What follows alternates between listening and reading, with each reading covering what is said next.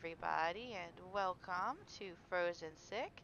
It's been a bit since we revisited this one shot that turned into a mini shot. It was actually technically a mini campaign, levels 1 through 3, so I knew it was going to take more than one. Didn't know it was going to take this long, though.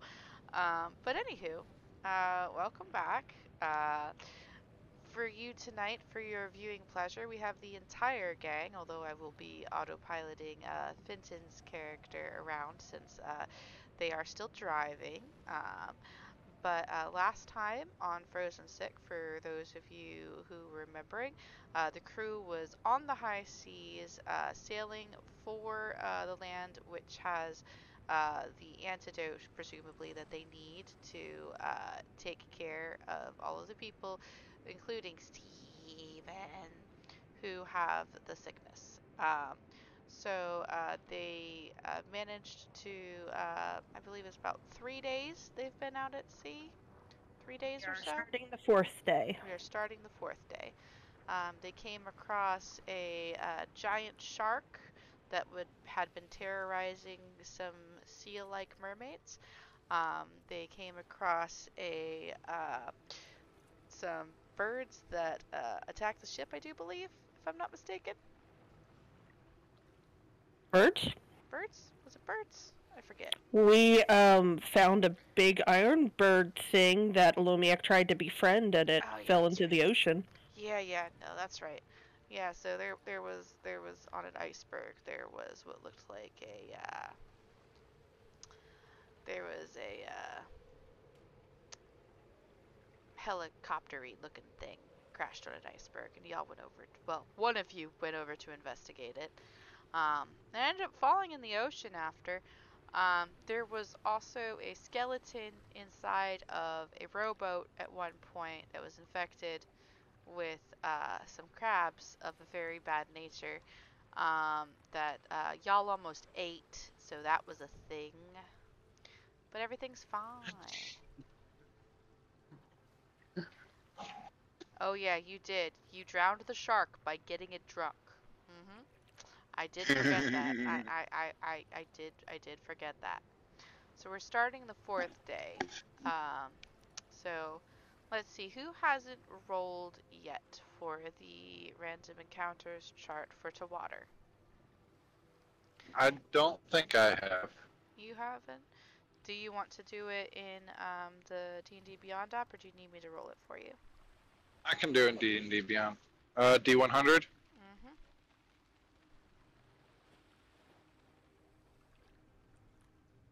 35. Okie dokie.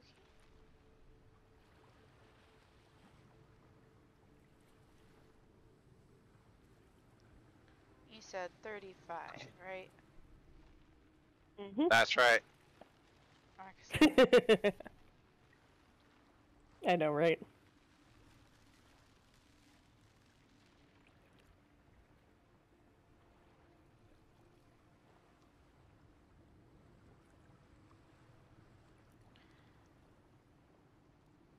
All right.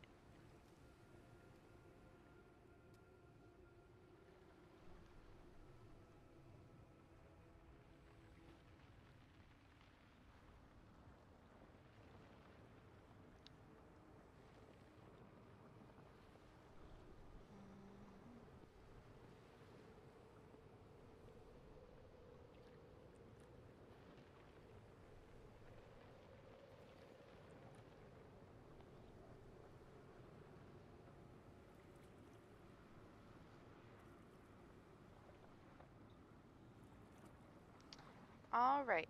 So, as the ship is sailing along on this, the 4th day, after you have managed to make it out of this small field of icebergs and carry on your way into the northern oceans, you are sailing along, and let's see, perception checks from everybody.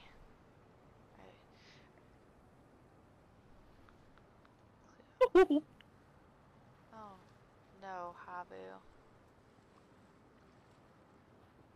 Is death occurring? No, you gotta do perception checks to see if death does occur. I rolled a 12. Alright, so I'm gonna roll then. Ow. Also, are you gonna remove the war that I accidentally placed there? Yeah, okay. Let me do that. Nice. Damn. Jeez, war is seeing every goddamn thing. I think I might have gained X-ray vision.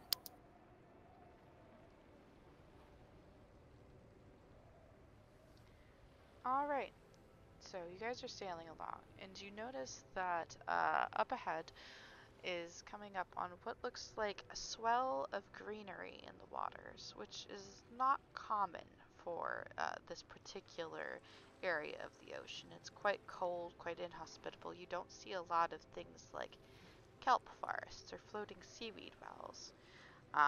War, you notice it right away, as does Lomiak, with after a nudge or two from the rest of you. Fenton would notice it as well, unless he's off in the kitchen with Pixie again cooking. What time of day is it? It is about midday. I think he might be on deck then. Okay, He doke. probably helped made breakfast and then helped clean up and then took a little break from. I'm just exploring on the deck. Okay. Havu, you don't notice a thing, probably because you're thinking of ways that you can turn war into soup. And Steven is once again tucked away off the deck to try to keep warm.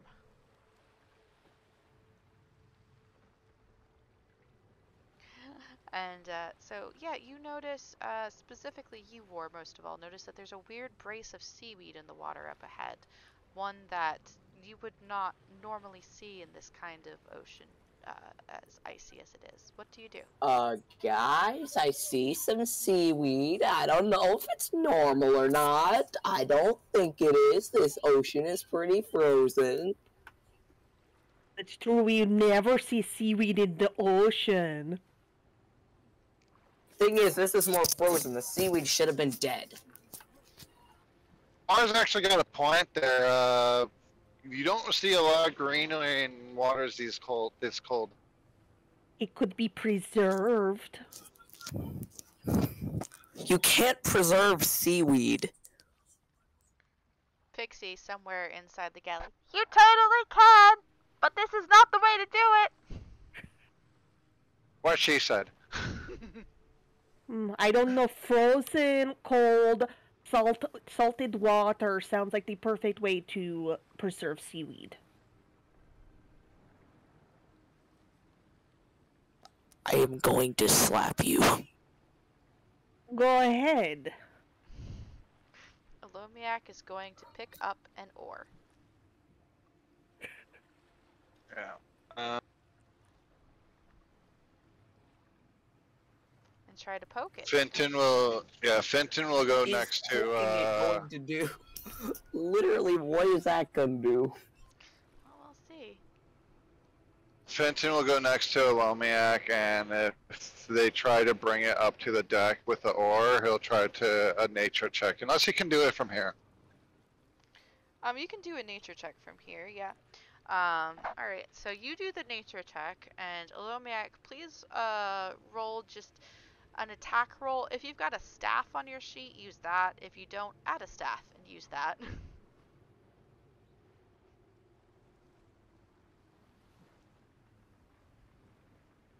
I rolled a 6, so I probably don't recognize it. It's green and it's in the water.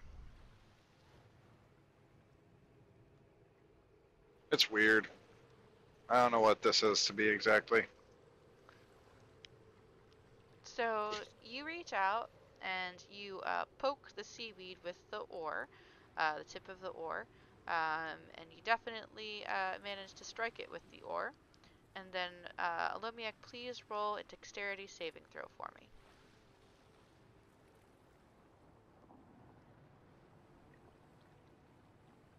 Oh, cool. So you see that as you poke the seaweed with the oar, this happens in a flash of motion.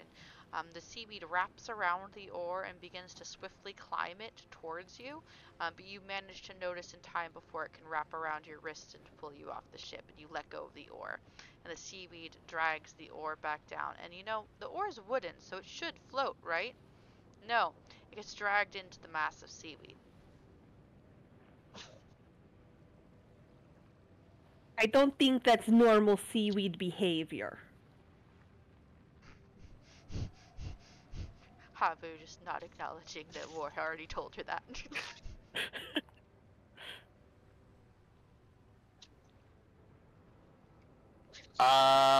Captain, do you know what this is? Are you familiar with it? It's seaweed that seems to cling and eat stuff. And the captain kind of Wait, waddles why the over. does seaweed eat stuff? Waddles over.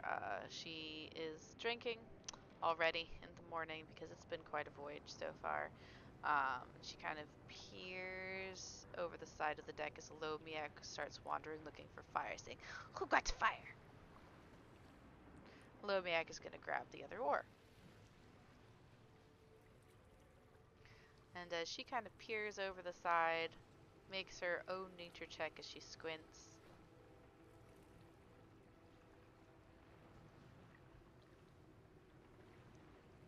Oh, yeah, that's strangle kelp, that is. Would not recommend touching it. It's probably got a lot of bodies down there.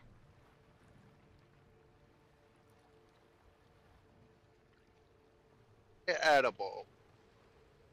I suppose if you can best it, it'd be edible. But we're almost past it. I'll have to look into it later. Actually, considering I'm assuming everyone on this crew is way more seafaring than myself, he would go over to Pixie, see if she's ever tried to cook with, you said strangle kelp? Strangle kelp. And while you're doing this, Lomiak holds the oar out in front of Havu. Like this, I beat it with fire. Bearing they're almost past it, Lomiak hugs the oar close. You escape this time. Pixie, at your beck and call, pulls her head out of the galley and pokes it and says, "Strangle kelp? No, I don't think I've done that one yet. Sounds interesting though." I know, right? It's just a matter of harvesting that seems tricky. Yeah, I think it might. And the entire boat comes to a shuddering halt. Everybody make a dexterity saving throw. Oh, God. Good job, Havu. I'm so dexterous, though. 13. That was a natural 7. Alomiak screams as this happens. Never mind, let the ocean stick! As Havu has an oar shoved in her face again. That's a dexterity saving throw, Alomiak, not initiative. Not yet, anyway. He smacks Havu in the face with an oar. With a 5 dexterity on your part, Havu, and a 10 dexterity on them, yes, make an attack roll at Havu with the staff, please. Oh no!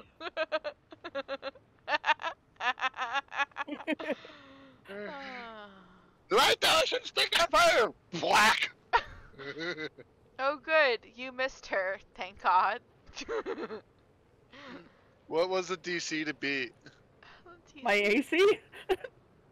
No, the DC for the deck save. Oh. It was a 12. Oh, go figure. I was so ready for fucking Vinton to fail it. Well, what did Vincent get? 13. He got 13, I believe. Okie dokie. I have a +6 to my deck save. That's Yeah, good. you said it was a natural 7. War, roll your deck save. Okay.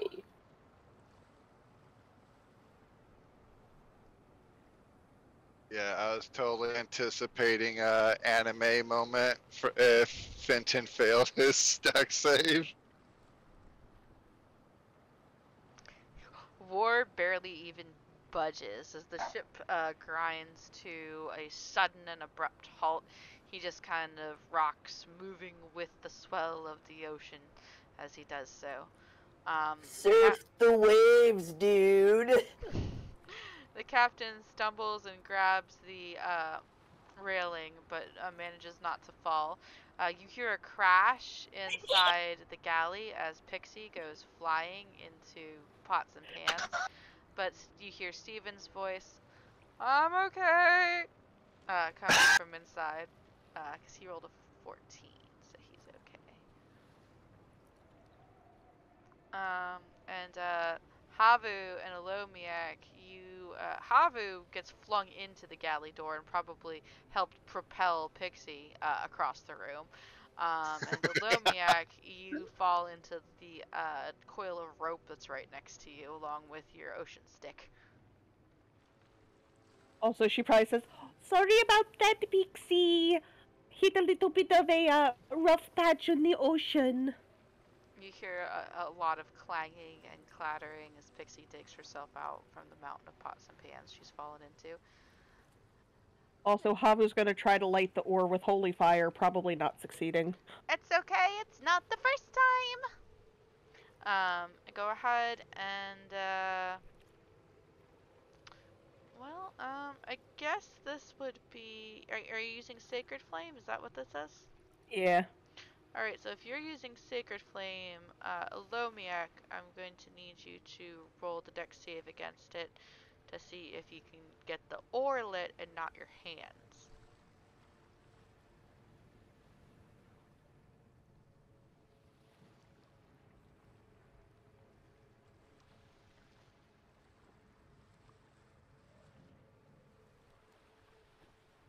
Something I've noticed about this whole thing is that I'm like the most invincible character right now.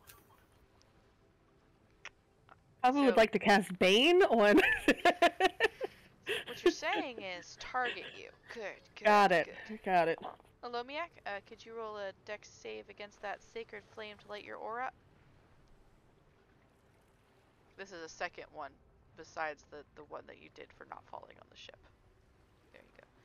Okay, yep, so you managed to light the ore on fire without lighting Alomiak on fire. It's an odd kind of fire, though. It doesn't seem to burn the ore. The ore is just kind of glowing with the holy flames that are flickering on top of it. Of course.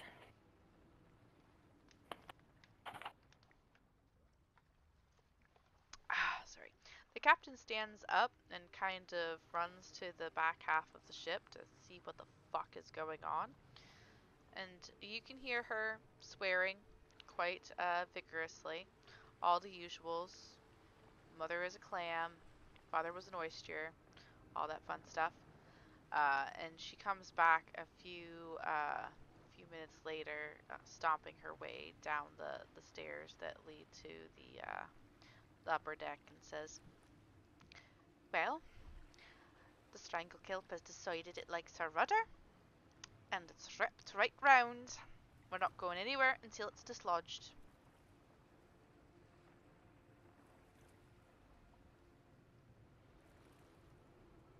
I guess that means we're fighting kelp. And she starts walking to the back.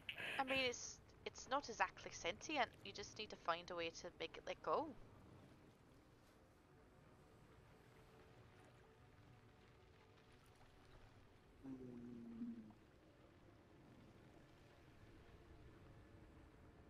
Trying to think. Kelp is not snake, right? I can't use my snake friendship on it. No, kelp is literally very large seaweed. Question.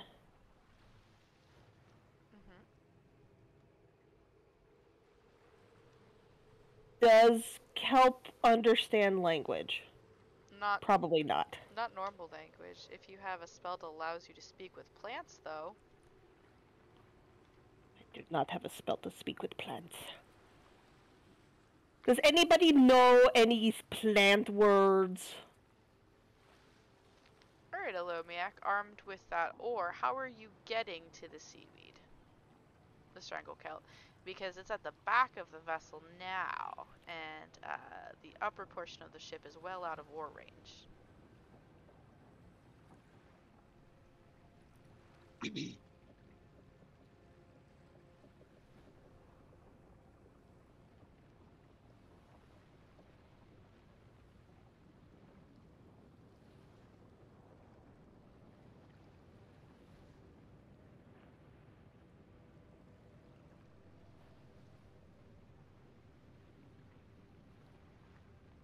You're gonna throw the oar at it?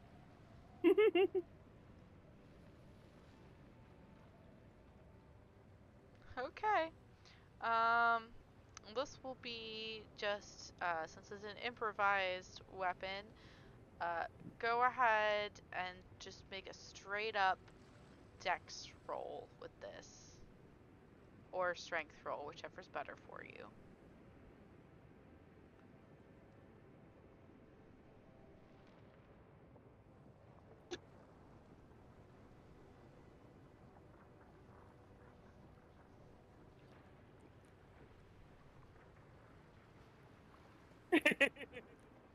You'd think strength would be my better roll, but we've seen how that goes for Paige when it's literally her highest stat. Okay, so with an 11, you don't hit the seaweed. The oar thunks down in the water next to it, but you do see a tendril peel off, wrap around the oar, and draw it to itself. The holy flames seem to still be going strong, even in the water. And as it is drawn in, you've never heard a plant like cry out before, but you think it sounds like a bubbly squeal now, because that's what you hear. And the oar is immediately released, and it pops back to the surface and floats off, still holy flamin'.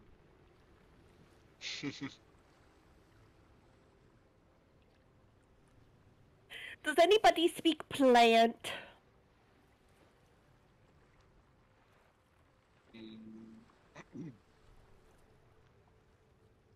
Can Okay, I then I try? guess that is out the window. Can I try? Would I be able to get an angle to shoot with the crossbow? Yep, sure. You head up to the top portion of the ship, and you. Whoa. Gosh damn you. There we go. You look off the back rudder, where down below, where the mass of strangled kelp is starting to try to creep its way up the back half of the ship. And you take aim, and doo-doo-doo. I can roll it. Okie doke.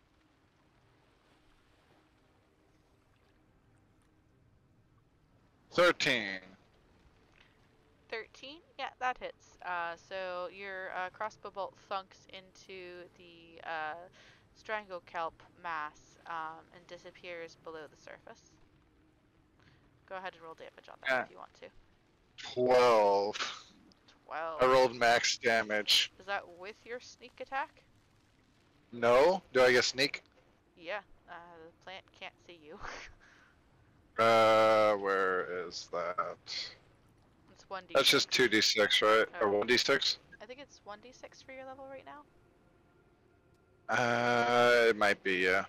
Yeah, I think you get more as you level up, but I think it's 1d6 right now. Okay. God damn, that was another 6 points of damage. So, max damage. Excellent. Oh, I think the Fenton on your character sheet here is still level 1. I think you have to level him up. Well, I haven't played Fenton on Roll20 and I don't know how long. That's true. That's true. I'll have to, if you've got him in D&D Beyond, I'll fix him later for you. But anyway, yeah. So, you shoot a crossbow bolt into it, and like half of the Strigal Kelp kind of retracts. But as it does so, you hear a low, bellowing growl from beneath the surface of the water. Are we still stuck? Uh-huh. A lot of the strangle kelp has withdrawn, though.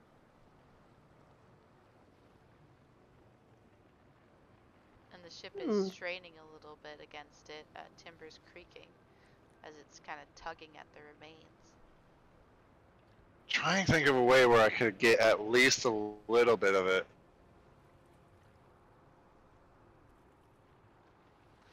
War, are you doing anything about the strangle kelp?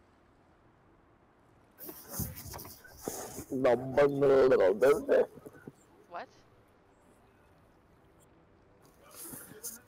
Yeah, I didn't quite catch what was going on. So there's something happening here, and I'm gonna need to do something about it, I assume. Yes, the strangle kelp, you know, the seaweed that you guys saw before. Oh yeah! Has Maybe I could cut it with my axe. Well, it is kind of far down for you to be able to reach. You could maybe try a hand axe, but you're gonna probably lose it to the ocean if you do.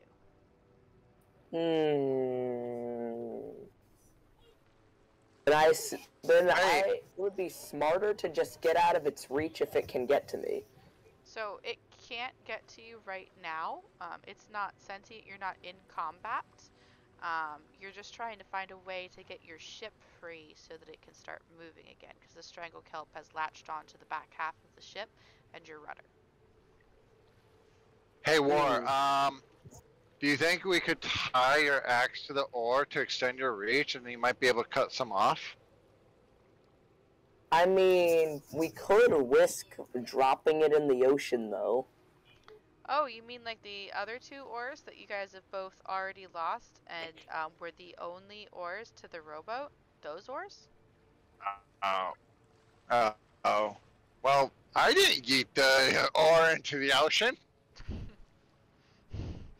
As all of you are arguing, I thought it would be a good idea to yeet these oars into the ocean. How stupid can somebody be? As all of you are arguing, Havu just extends her hand over the side of the ship and just like whoosh, a lancing of holy flames flashes out and singes the kelp, who can't make a dexterity saving throw because they are a plant.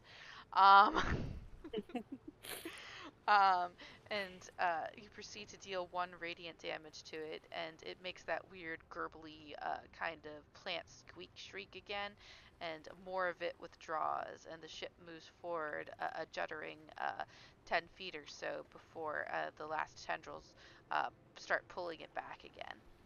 It's only got a couple tendrils left holding on. In all of this effort, does it look like there's any loose strangle kelp? Make a perception check for me, Fenton.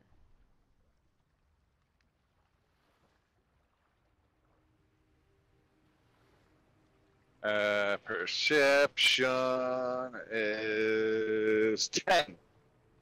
I am not very perceptive today. Nah, you don't see any. While that's happening, though, Lomiak is going to light his only torch on something. Looks for fire. Pixie has fire! Runs to kitchen. Can I find a net? Like a fishing net? Like a large fishing net? With a 10 perception, no. But you can ask. Well, I'm more so like if I... Okay. Sorry. You could probably ask. Okay. I would just ask anyone. I don't think that's a captain worry. Oh, I would ask Pixie because I'm sure Pixie has to fish. So as you run down to the galley to ask Pixie for where the nets might be, Alomiak is already bursting through the door to the kitchen, yelling, "Pixie, fire!" Shoves torch into the kitchen door. Huh? What? Oh, yeah. She takes the torch from you and shoves it into her oven, which goes whoosh, and hands the torch back out to you, and you now have a torch of fire on a wooden ship.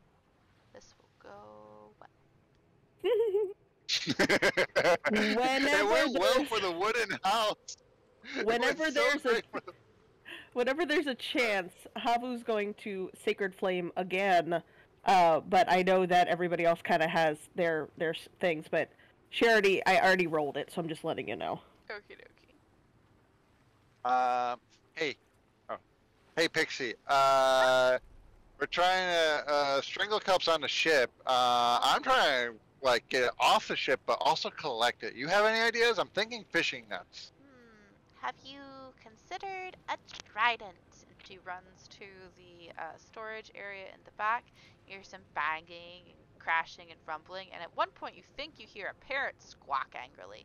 Then she runs back out again, and she hands you a trident, which is a very Thank you. long pole arm with a pointy base, kind of like a fork, that maybe you could like stab into it and twirl it spaghetti style. Get you some. Yes. This is perfect. Thank you, Pixie. You're awesome. And runs off. Anything for you, Fenton. I run off faster. Alright. So, while you're doing that, Havu is just kind of casually leaning on the side of the ship, and she's just holding a sacred flame in her hand, like, do I, or don't I, or do I, don't If I do everything. If I do everything, then they'll make me do everything all the time. Alright. So while Fenton's running... Sorry? Sorry, go ahead. While Fenton's running back... Yeah, Alomiak will get there first. Yeah. While Fenton is running back with the trident, Alomiak rushes back up prior to him and holds the torch over the side of the ship, edging along the ship the whole time until he reaches the back, because at least 20% of him has bad experiences with fire before. Alright, if you're gonna toss it at that strangle kelp, I'm gonna need a straight up dex roll for you, and if you roll a natural one, you're lighting the ship on fire. Also, Habu's watching going, does he know the fire will go out when it hits the water? Let's see what happens.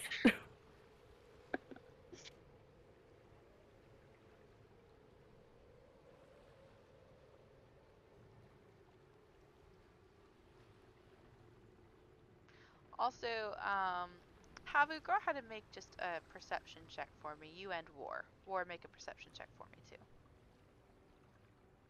Because you've been up here waiting for them to come back. War, can you make a perception check for me?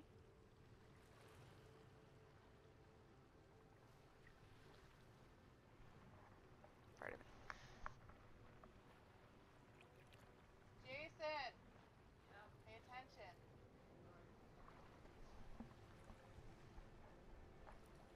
So what the flip is going on? Is the diggly darn coming to kill us?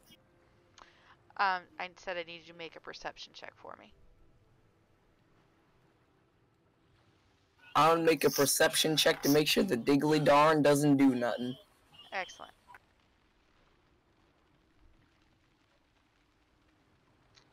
Yeah, War, you're bored. You're like watching some fish like swim very fast away, just lazily. But Havu, you notice that while those two were gone getting whatever it is that they're getting to try and solve this problem, there's a lot of largish bubbles starting to rise around the outside of the strangle kelp.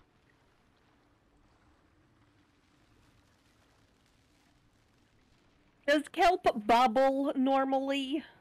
Like turning around to see if anybody is around to answer that question.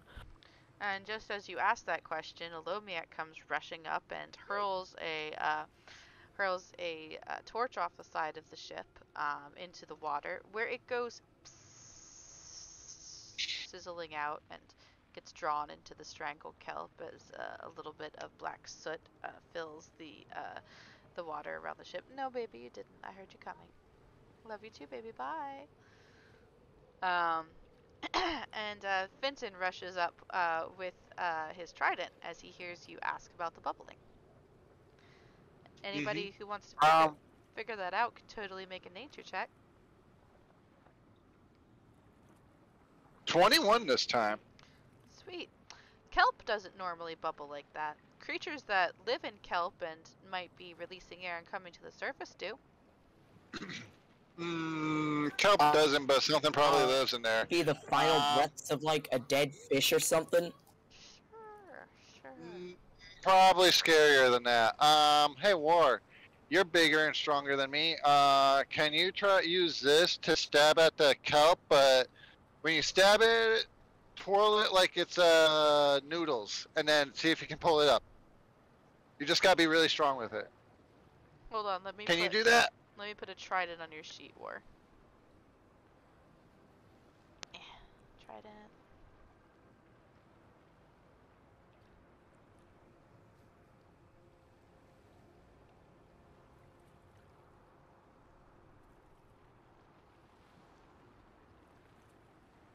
Havu leans down next to Lomiak and kind of pats him on the head and goes, "Good try. Next time we should use holy fire again. Regular fire does not really work well with water."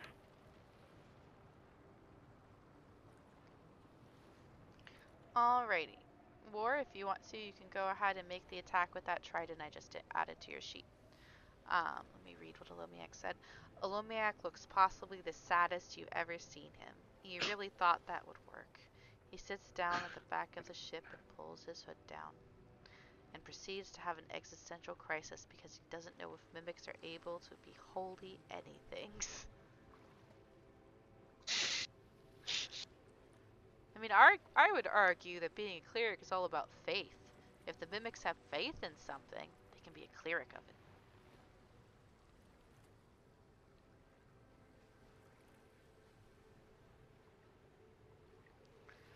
War, Yes. can you make an attack roll with the trident that I just put on your sheet for you? Okay, I will make an attack roll with the thing you put on my sheet. With that, wait, what actually is it? The trident? Yep, the two-handed one. Finton lended you Holy gave you a... flip! So, yep, you definitely hit it, and that's 10 piercing damage. Go ahead and make a sleight of hand check now to see if you can twist it and bring some strangle kelp up. Sleight of hand check? Sleight of hand check. Finton's basically asking you if you could have attacked kelp and then twirl it like spaghetti and Yeah, bring it up on You board. know, I think he did. I think he did. you know, I think this would make a good snack. Should I eat it? Not now. Let me and Pixie make something with it. Alright, alright. Alright, so you managed to stab the strangle kelp, one of the last remaining vines that's clinging to the side of the ship, and you twirl the trident like it's a big old fork, and then you hand it over to Finton with the strangle kelp still on it. And then Havu, you wanted to unleash that last of your, my brain died. Holy fire? Yeah, that one. The one that you already rolled, right? Yep. Okay.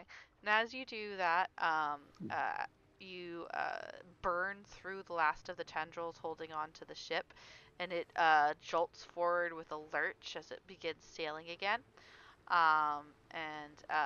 You are about 30 feet away where you see those bubbles reach a crescendo, and the strangle kelp rises up out of the water, up, up, up, on the head, hanging down like a very poorly set wig of a large, old-looking turtle.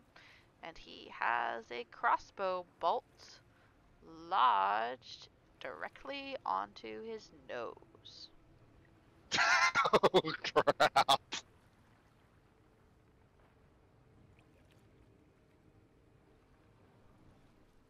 I guess we may have turtle for dinner. Now, when I say large, I mean his head is about the same size of the current deck that you're sitting on.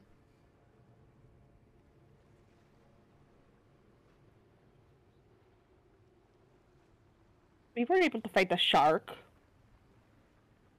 The tooth was big enough to be me. I think we can handle a turtle. Hi, War. Do you think you could talk to it? Maybe that looks scary.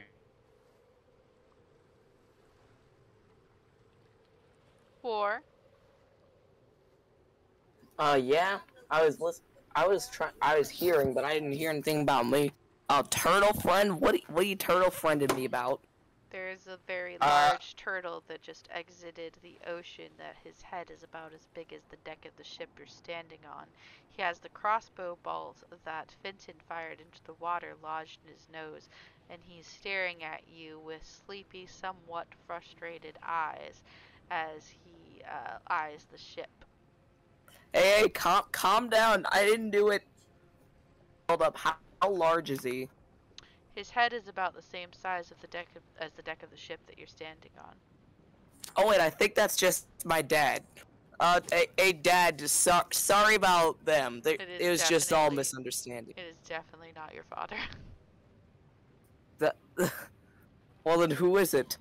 Gotta be someone I'm related to. No, you're a turtle. You're not a giant sea turtle. They're different. This is not a humanoid turtle. I mean, I'm literally just.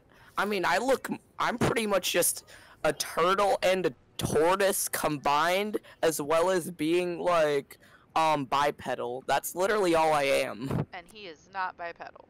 He is just a giant sea turtle who got shot in the nose with a crossbow bolt.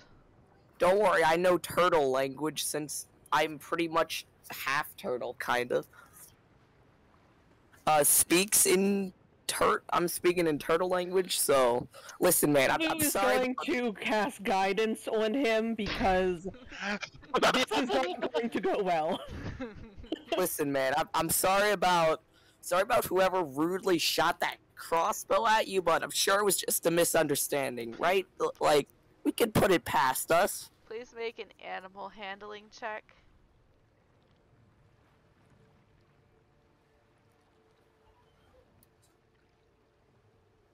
I think this might be my distant cousin. Oh. And when I say distant, Christ. I mean distant. Fourth cousins, twice removed.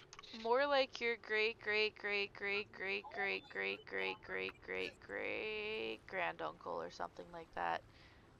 Because this turtle, considering the barnacle growth along his craggy features, is at least 1,000 years old. So, with an 18 animal handling, although it does not really understand the words that you are saying, he does see a small turtle-like creature on the boat, kind of. He can't understand you, but he hears you and he sees your features, and you are a turtle. So, he is a bit less inclined to attack. Instead, he lowers his head forward, inching closer and closer and closer until he is right up against the rudder of the ship almost. And you can see he's kind of keeping pace with you easily. That's how he's able to get this close and maintain a position. And he's like eyeing you over with an eye that's almost the same size as you are. He is within touching distance almost. Hey, sir, why are you coming this close?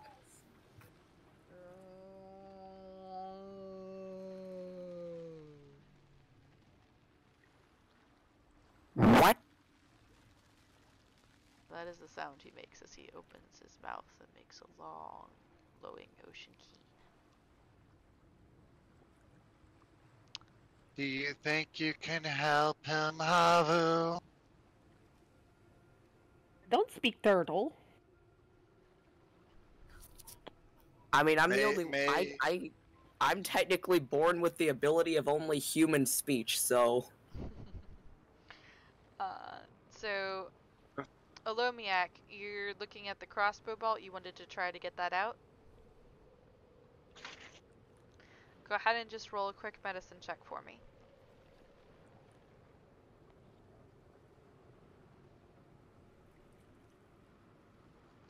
Alright, with a 16, you manage to lean over the side of the ship while the turtle is distracted, eyeing War over with a kind of confused expression. Did one of his tiny turtle eggs hatch somewhere and has been transported back to him on this giant-ass ship?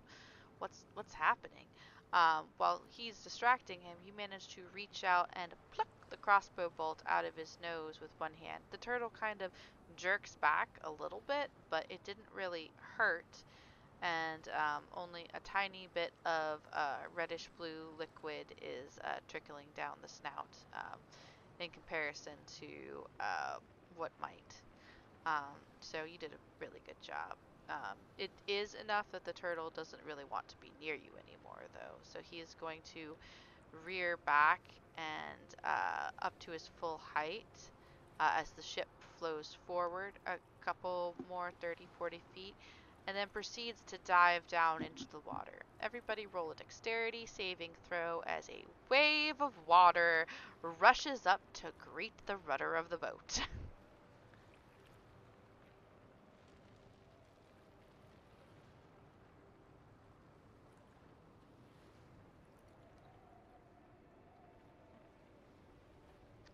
War, don't forget to roll your dexterity save. We got to roll. Yep, rolled surf.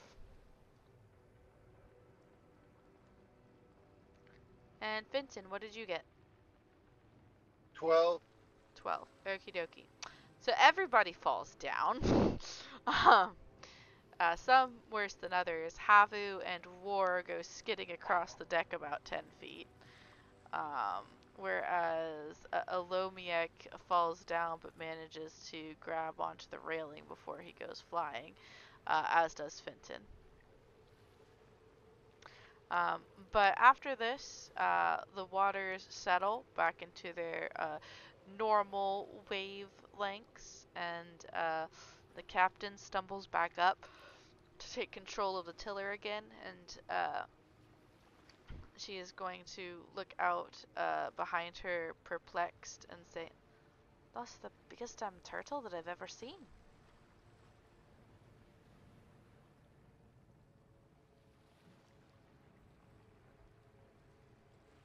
I'm really trying to fight back a comment about War's weight. Wait, what? We don't body shame here, Havu. Oh. Body That's why she's shaming. fighting it back. She's such a good person. I know. Shame we not get trophy for back of ship, like shark dross for front of ship, Alomiak calls to the captain, standing. I don't know. I don't think I'd really want to do that to a turtle. They generally don't mess with you unless you do something to them, so it wouldn't really be very sporting like it is with a shark. You haven't met all the turtles, huh? And looks at War. He doesn't like dogs. How can you not like dogs? She looks at War aghast. What? How could you not like dogs? What do you mean, how can I not like dogs? I love dogs. Well, the lizard one says you don't like dogs. Did you call me a lizard? I actually do, Aren't you? but I accidentally killed it, because I was not paying attention to anything. Snake, not a lizard. Why did I just imagine like the snake tongue right after you said that? Like, That's because you were channeling Mushu from Mulan. Not a lizard, I'm a dragon. I don't do that tongue thing.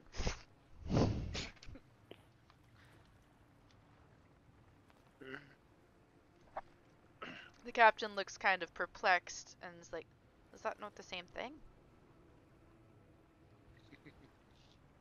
We need to sit down and have a chat.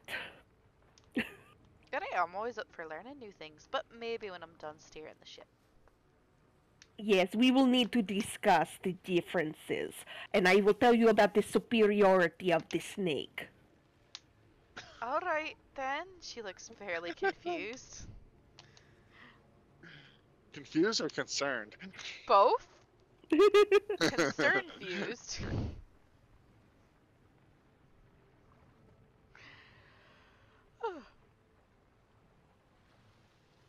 Anywho, yeah, that encounter is officially over. This turtle has dived down to the sea once more to enjoy his harassment-free life with his strangle kelp hat. and you came away with it none the worse for the wear, except for maybe a couple bumps on the rump from failed dex checks. And you have a trident full of strangle kelp, which is been squirming and wrapping around the trident itself, just hugging it tightly.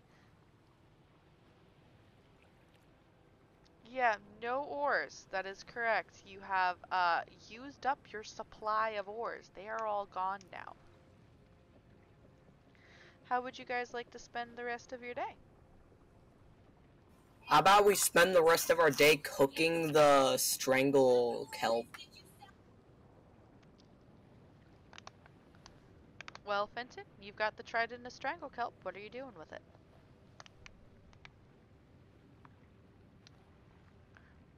What are you going to whittle, Lomiak, the boat? Oars. Barrel, okay. You go to whittle a barrel, Lomiak. Go ahead and roll a perception check for me.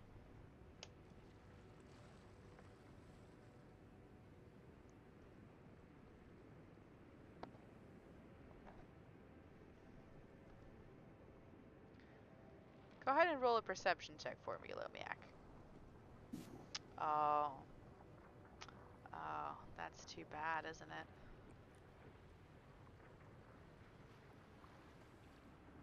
Hello. Yeah.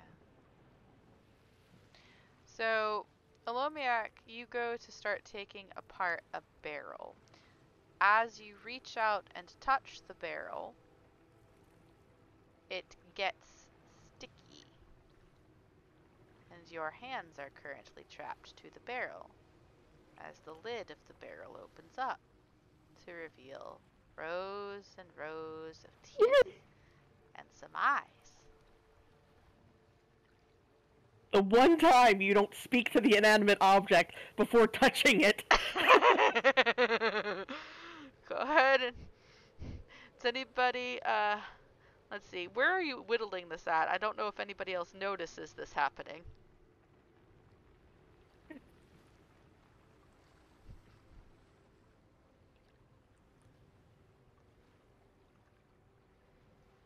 Over there? Yeah, I missed a lot.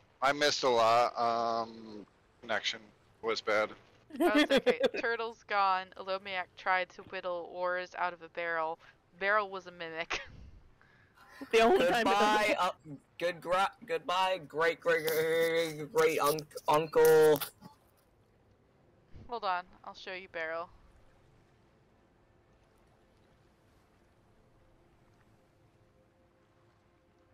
All the barrel. doesn't.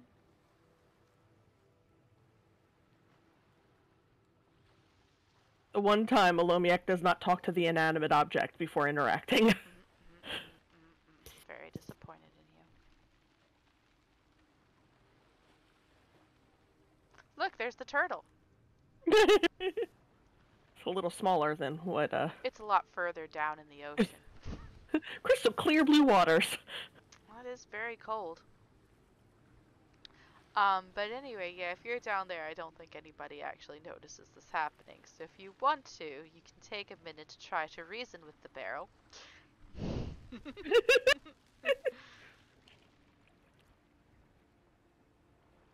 Okay, first of all, root.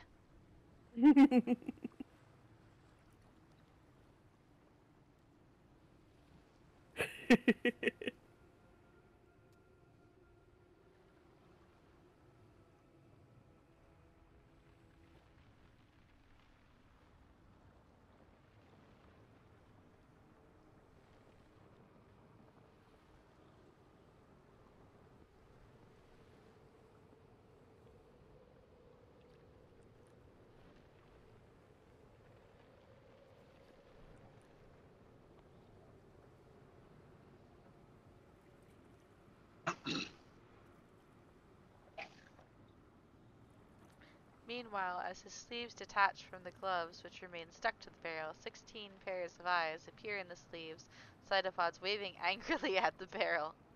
The barrel, go ahead and make an intimidation check for me. Do you make multiple intimidation checks, one for each mimic under No, the cloak? it's just one intimidation check for the collective mimic group.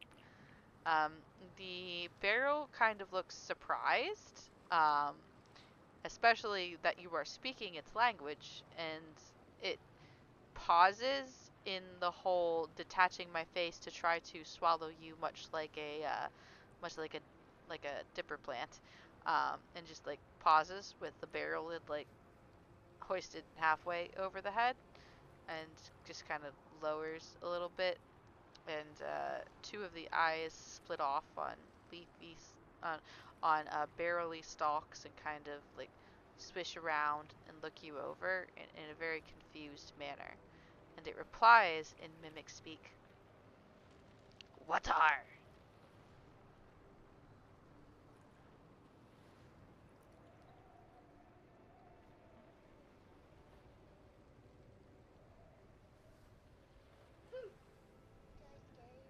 No.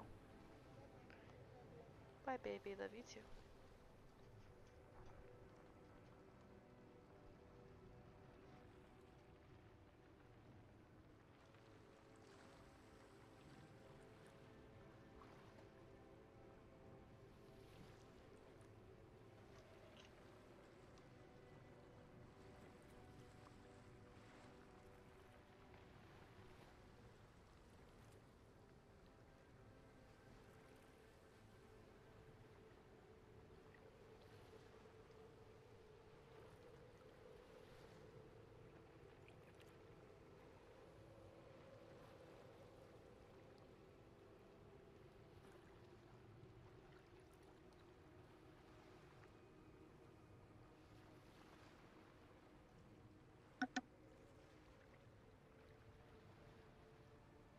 While that is happening, Finton, what are you doing with the trident?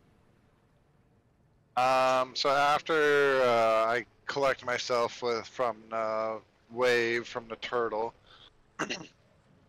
um, he'll run over to Pixie with the trident. Like, hey, Pixie, we were able to get some. Oh my gosh, should we make it into a salad? Or do you think part of a stir fry? It's got enough sea salt in it, so we should probably do the stir fry. What if we did the strangle kelp with octopus tentacles? Double strangle! Oh,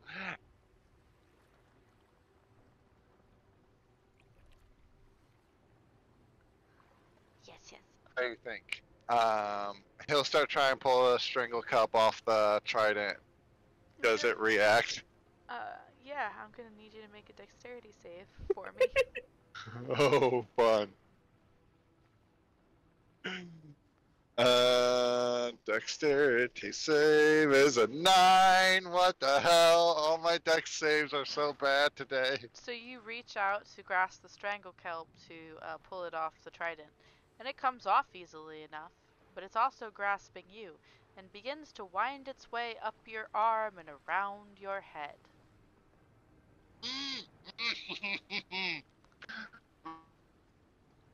Oh, that's not good. You shouldn't put it in your mouth yet. We haven't watched it, Finton. Silly.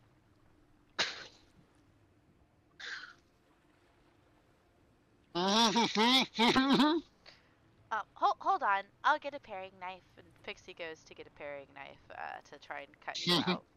She's gonna go ahead and make a dex save for herself. She brings a bowl and a paring knife, and she's gonna try to like slice pieces off of it and shove it into the pot.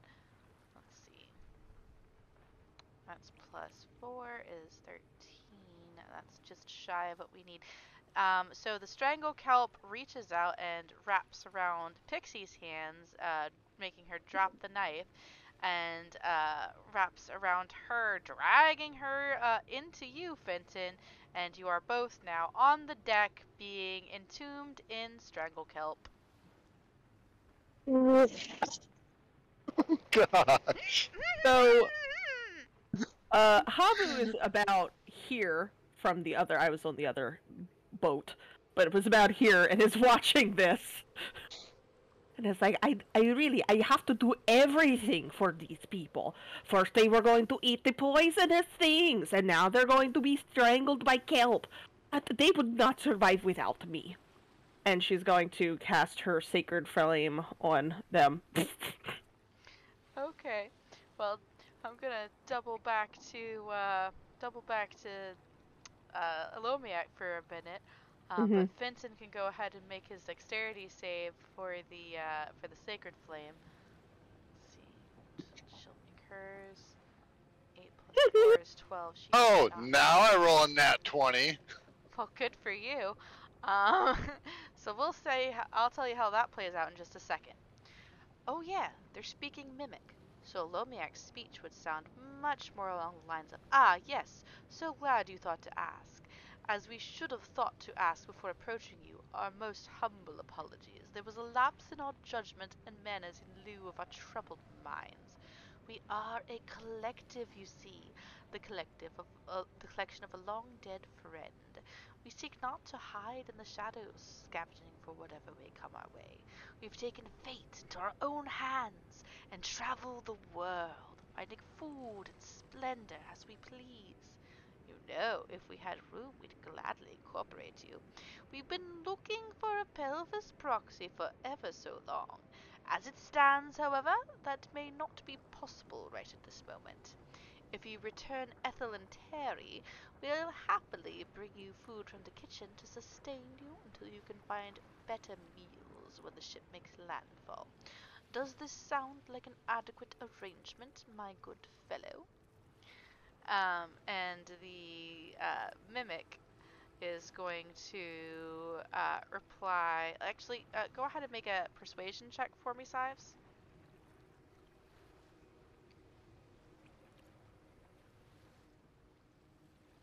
Or should I say Alomiak?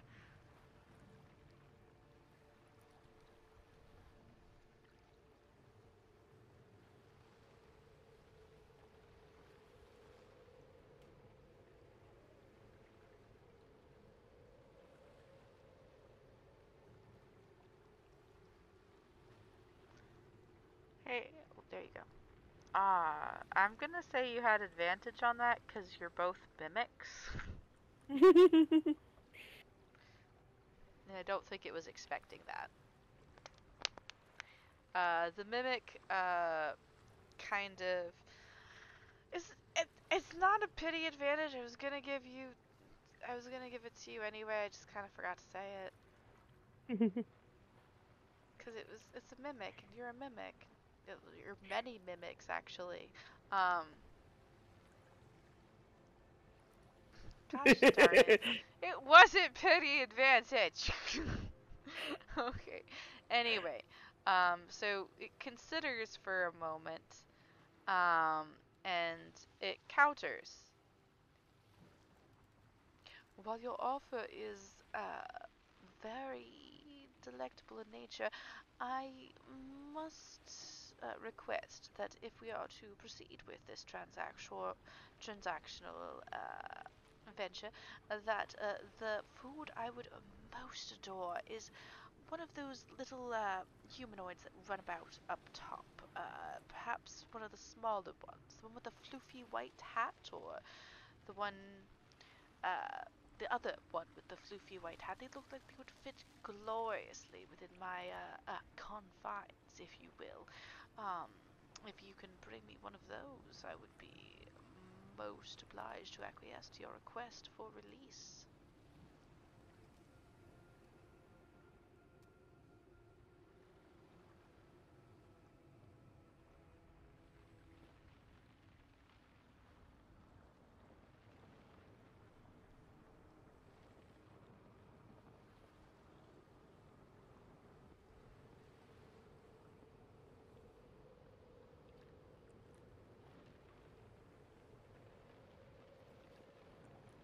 Alright, and going back up top while he formulates the reply.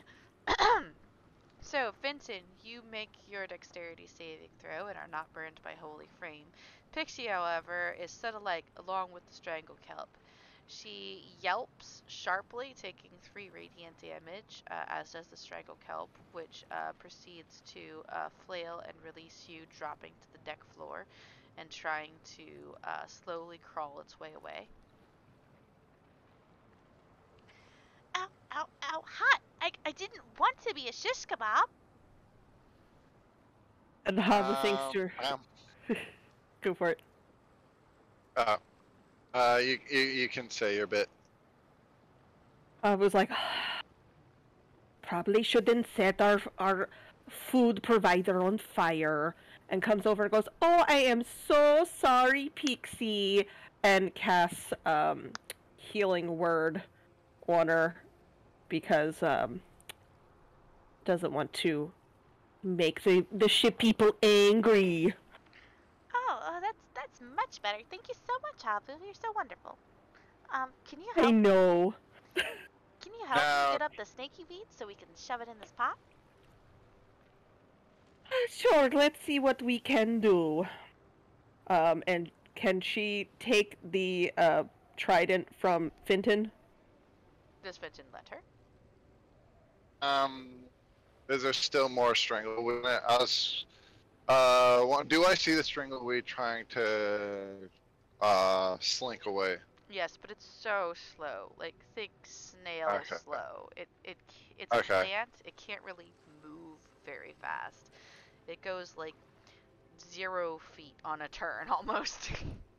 Yeah, and when you do look at Fenton, he is very, very flushed, and like, huh?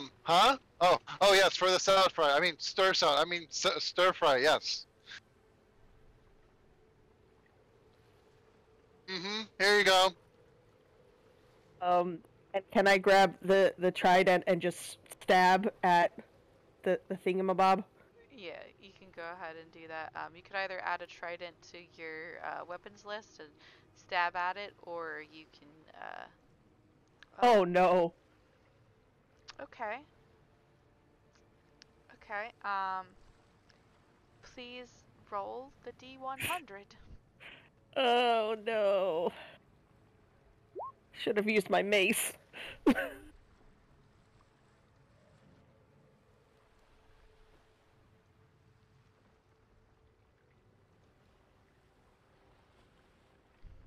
have tenderized it, yeah, with a mace. 76, huh? Let's see. Heavenly dragon. Oh my god.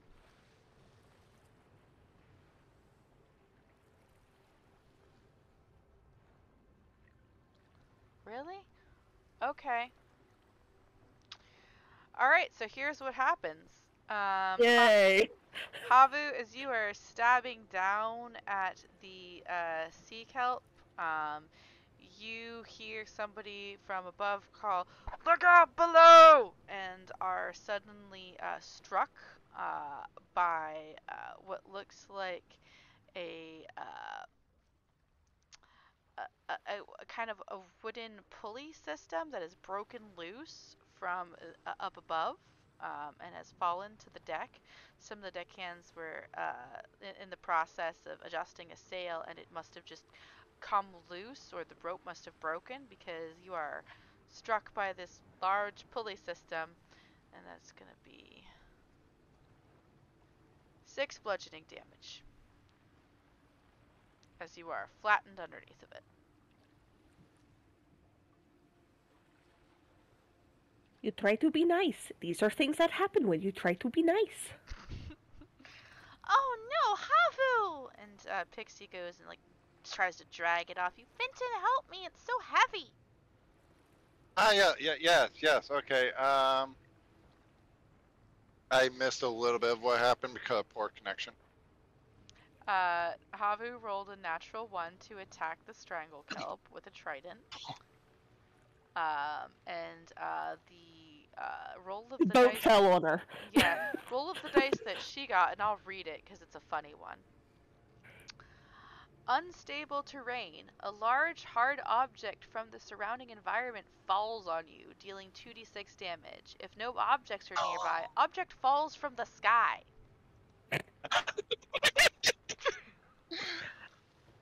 Okay, what do I need to roll? Just roll a quick strength check to help Pixie take the bar. Help Pixie take the pulley off of Havu. Alright, let's see how this goes. Okay, 12. 12, and let's see what Pixie rolls. Roll a natural 13. Oh, it's a 3. So it takes a bit of time, and Havu, you start worrying that as good as snake innards are at moving around and conforming to weird like places, that you might get crushed under this at some point, but finally they are able to heave it off of you and free you. And Havu goes, here, and gives him back the trident. You deal with it. I'm going to lay down. That's fair. Okay, we're gonna cook the hell out of this kelp. All right. Yeah. And as we oh, go ahead, Vincent. and Fenton's idea of, instead of trying to peel the kelp off, is going to like help with Pixie setting a pan with a cover on the stove, start up the fire, maybe some oil, and basically clamp the lid over the trident with the kelp on it. That could work. Alright. As you guys go into the kitchen to sort that out, we're gonna pan back to Lomiak's escapades for a moment. I dare say, my fellow, you drive a hard bargain. Well, as it happens, at least one of the described individuals are essential to our disguise, but I did see a rather plump individual who I think you would most enjoy. I'll tell them there's a rat problem down here. They'll surely check the barrels for evidence of rodentia. Go ahead and roll persuasion for me again. With advantage, because you're a mimic. Oh, damn. So the barrel releases your gloved hands so that they may scurry back up onto your form, and it says, "By Jove, that is quite the wonderful offer that you have presented with me, my good sir. Yes, if you could send them down, perhaps after plying them with some wine for extra flavor, I would greatly appreciate that. I shall await the dinner reservation presently."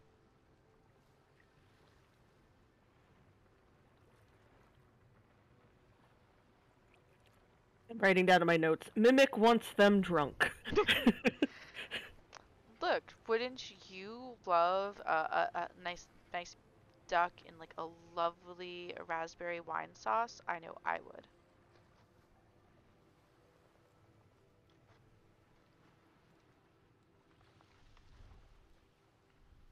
I don't know, you gotta be careful. The poison wine that we had earlier might be the thing we have to use.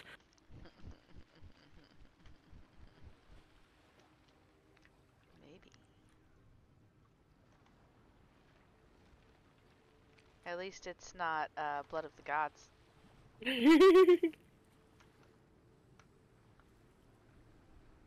And while they're taping their responsible war, what have you been up to this entire time? I've just been sitting around and thinking about why the heck my great like over a bunch of greats my uncle came for a moment.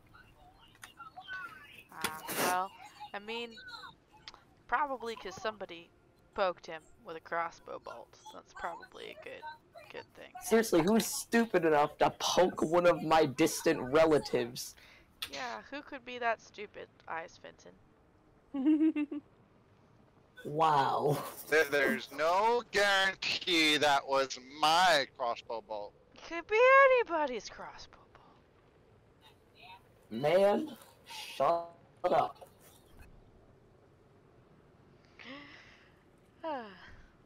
Anywho, so Havu's gone into rest. War is kind of pondering life and relationships with family members.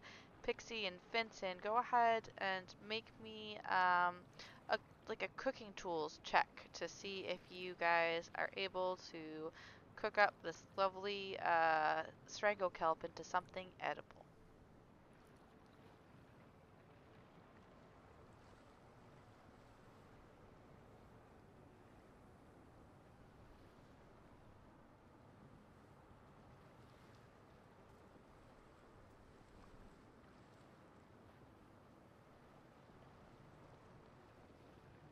Where would I find that on D&D Beyond? Do It'll you be know? under your proficiencies area. Your tool proficiencies.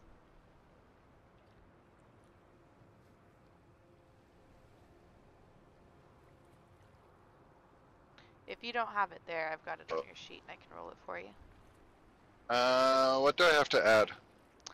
You can either use dexterity or wisdom. Okay, probably will use dexterity then. Yeah, so it's dexterity modifier plus proficiency, right? Correct. Okay. 15. Alright, you do pretty good. Let's see what Pixie's got. Oh, that's not good.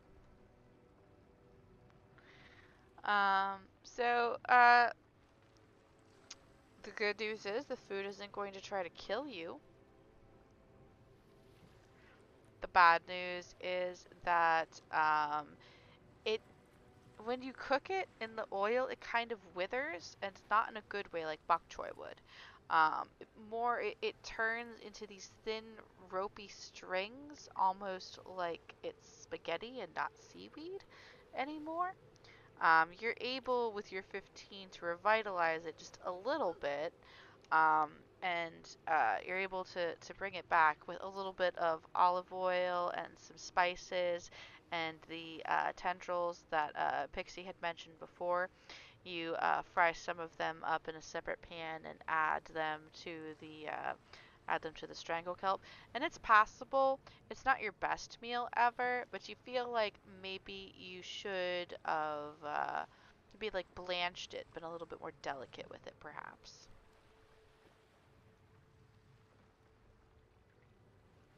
But it definitely smells good, and it's a passable meal. I don't think this is our best, but it's the first time with this ingredient. Maybe next time. We'll never get better if we don't practice, after all. That's true. Besides, the time spent cooking is the part that's really fun. Yeah. I definitely had a lot of fun with this meal.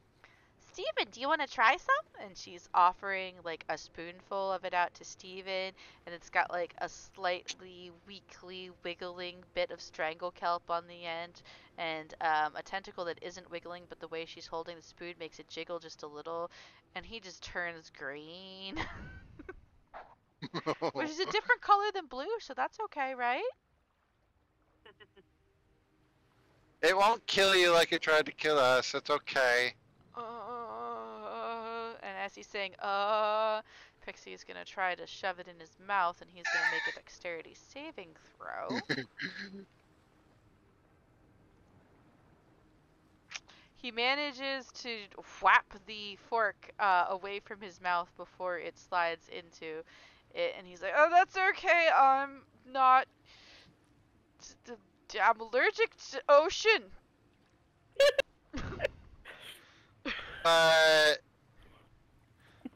That doesn't make sense. You said you used to be on the seas, right? Or am I Yep. just totally way off base? Okay. But not anymore, 'cause I'm allergic. That's why I'm in here, allergic. Eat your greens, boy! I'll try to grab the fork. Oh god. Um, Without... are you trying to like Okay. grapple him to shove it into his mouth? I was about to, and then I realized, probably shouldn't. Maybe not. But if you're just trying to shove it in his mouth without grappling him, then he's gonna make another dexterity save. Oh, that's an 11. The fork goes into his mouth.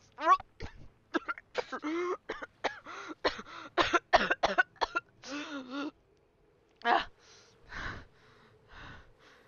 Could use some chili flakes.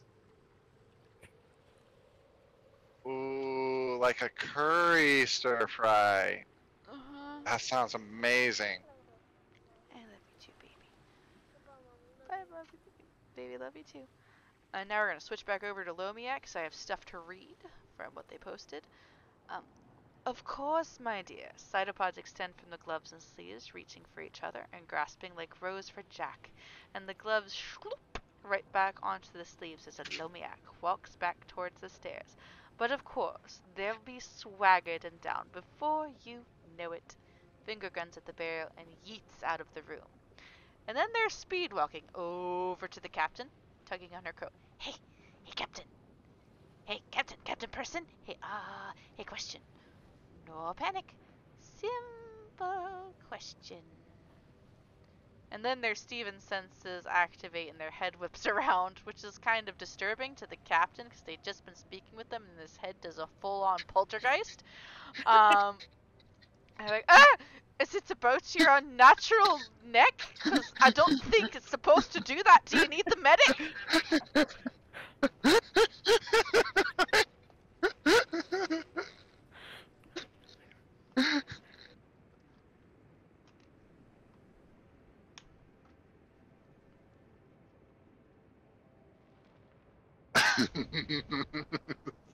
Steven's defenses. I'm flexible, Omame hisses softly as they stalk down the stairs, Bunny turning to match the rest of him. Alright, I'm not questioning it, but I won't be sleeping tonight.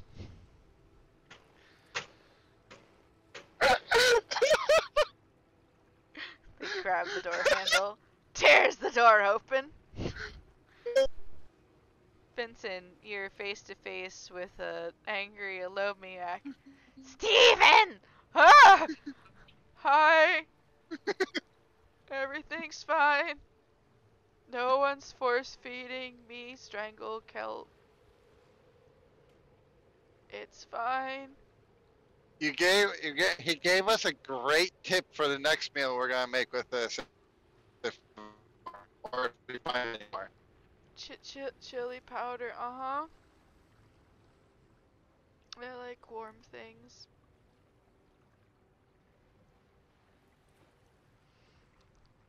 Eyes dart from side to side.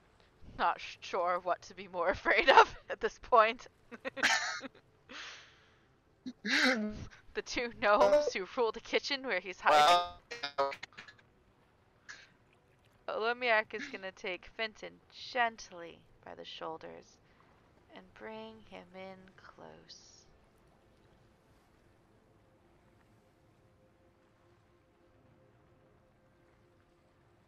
would you like a bite? I can get you a bite if you want it.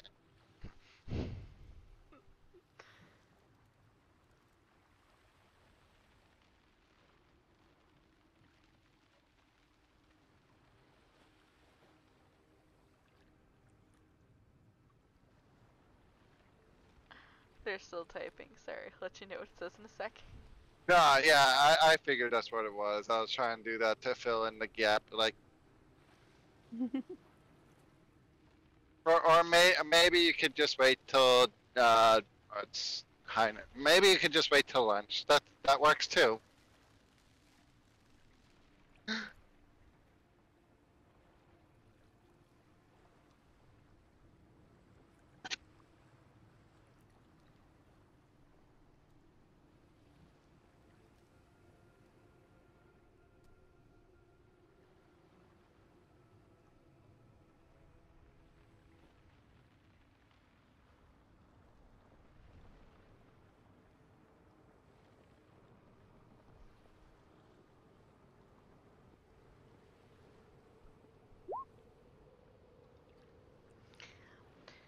I would love to be the next volunteer when chili butts is added. For now, no feed Steven bad food. He is sick! He could die! If he dies before he is meant to die, I'll make you die! Yes? Stephen must live for years and years and years, and possibly have many elf babies, if that is what he decides to do. I am not the judge of him, but he will not die to peppers or strange plant or bad Fenton decisions. Yes? The hand grips tightly on his shoulders. For one, the food wasn't that bad, It was pretty and bad. two, it just wasn't hot enough because he has a cold, okay? I'm sure if he was feeling himself, he would have at least thought it was decent. I know it's not my best, but it wasn't bad. Behind you, Pixie strikes at the withered stranglekelp tendrils trying to climb their way out of the pot. Back! Back! Into the cauldron!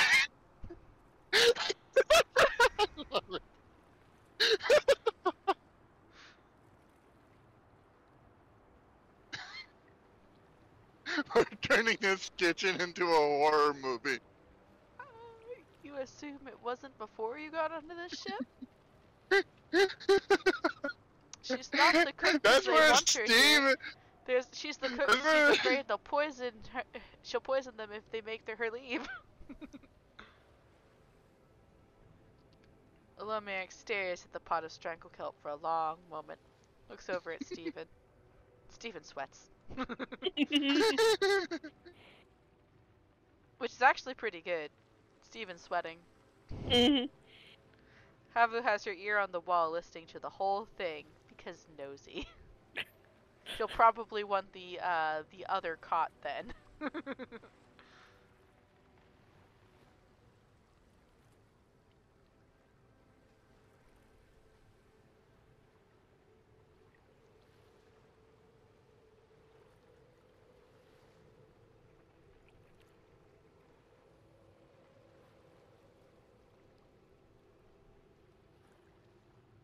Awkward silence. Oh no, it's Olomiak is just typing. What are you doing, War? Yeah, what are you doing, War, while this entire scene is going on?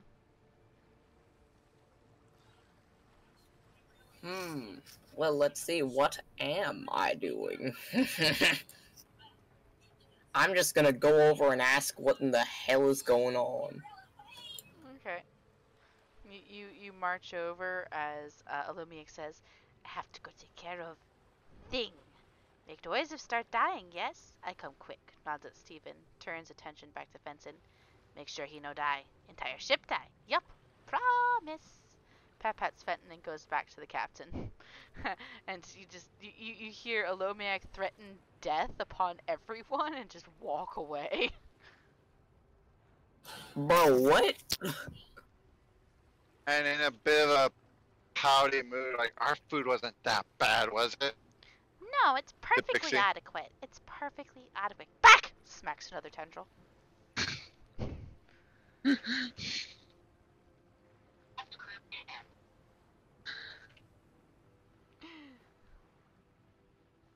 Basically, lunch is almost ready, and everyone's a critic. Do you want to try the lunch they have cooked for? Oh, I forgot to do a Constitution saving throw for Stephen. He's fine. It's a very low bar. Oh, War, the amount of chaos in this kitchen. War, did you want to try the food? Sure. Cool. Go ahead and make a Constitution saving throw as you were offered a bowl of slightly squirming stranglekelp and tentacles. Alright, so I rolled the... Constitution saving throw. Alright.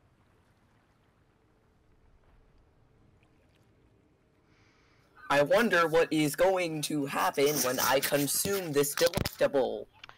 One of the bits of stranglekelp proceeds to wrap around the little dangly bit in the back of your throat that helps you vomit.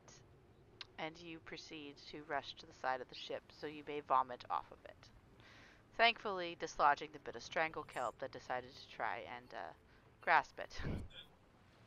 This little freaking weed just decided to grab the whatever the thing is at the back of my mouth just to make me vomit. What this the freaking murder weed?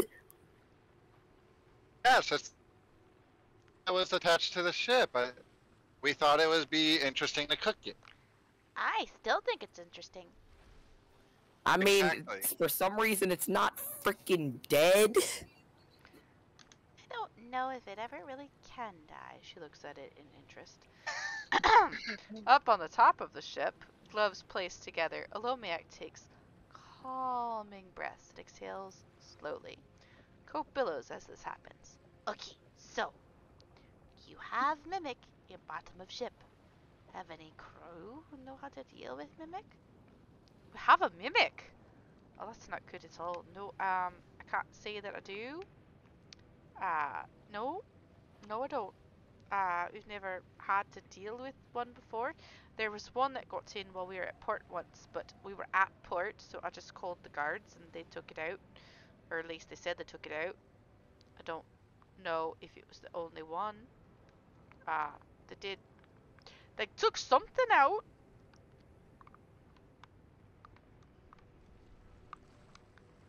I thought it was called a uvula, but I wasn't sure, and I didn't want to say it and it be wrong, because I could never take that back. I'm on the internet.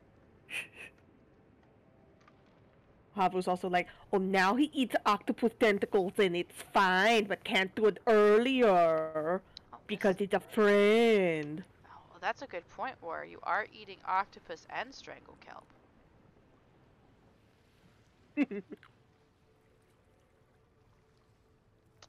And he is silent because he's traumatized after eating another one of his friends. Excellent.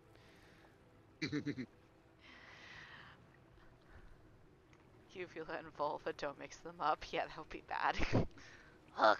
Lomiak's hands vanish into the hood, grunting in frustration. Okay, I fix. Lomiak stops back down to the others.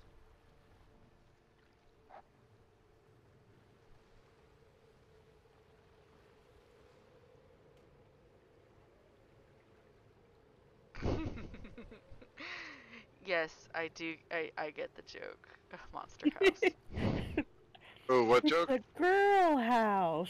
Uvula and Oh. vulva. Oh, it's a girl house. Alomiak whirls the door open again. Fenton, job for you. Hmm? But we're about to serve lunch, I think. Yep, we've got an entire pot of it.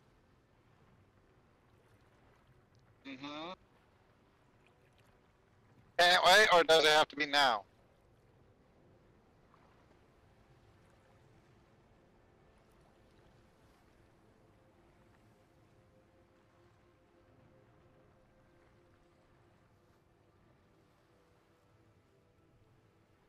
Besides, maybe you should try a dish before you insult someone's cooking. Okay, cool, good, yes. I told a barrel I would feed it a fat person, and if I don't follow through, it might come to life and eat crew. We use you as bait. Go destroy it. Come, everyone! Offers absolutely no context for Pixie. A barrel? Well, if the barrel wants to be fed, we could just feed it. She holds out the pot of strangle kelp.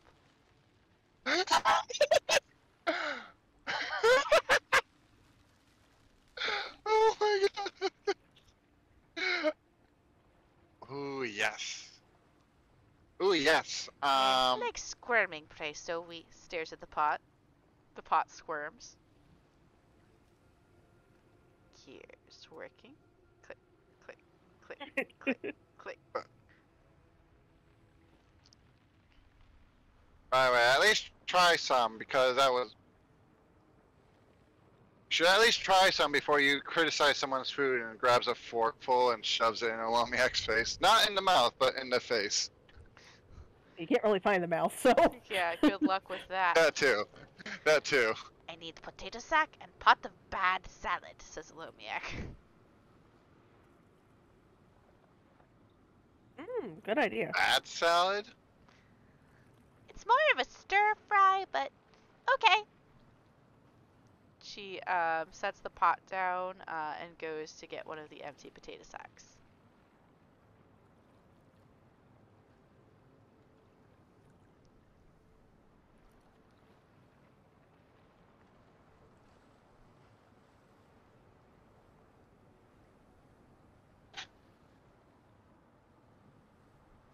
Olomiak as a whole is against the idea of eating the strangle kelp, but also there are parts of Olomiak that will eat anything, so the strangle kelp and the fork vanish into the hood.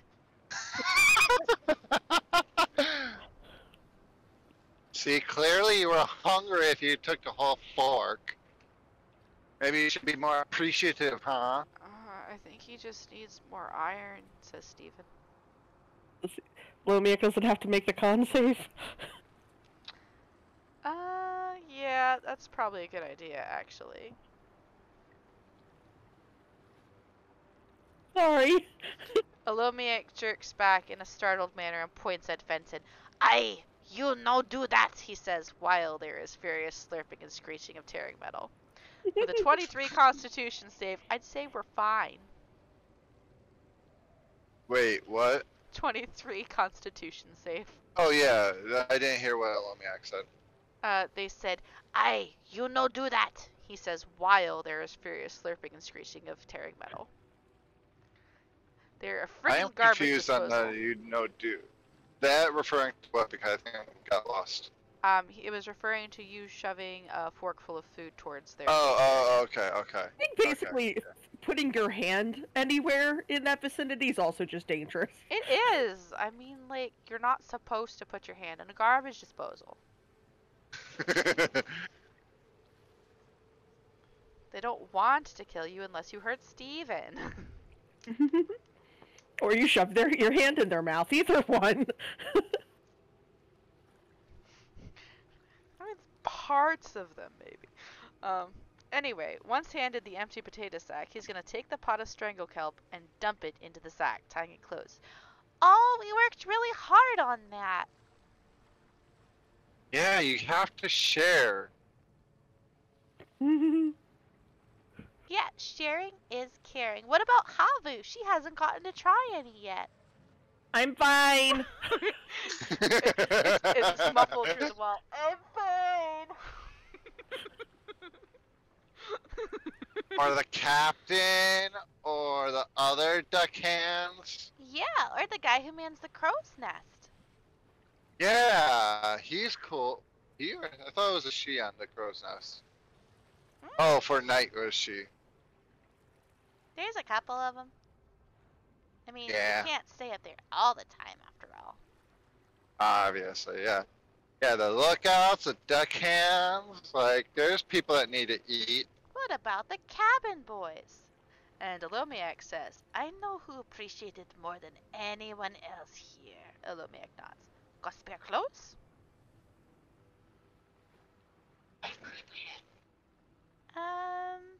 I mean, maybe. I might have a change back here. And she goes back in there and she rummages around. Let me just do a quick investigation check to see what Oh clothes come my up. goodness. Fluffy hat! Spare fluffy hat! What she comes back with looks like a peach nightgown, one of her spare fluffy hats as you have requested, and a pair of rather beat up old boots that look like they've seen better days.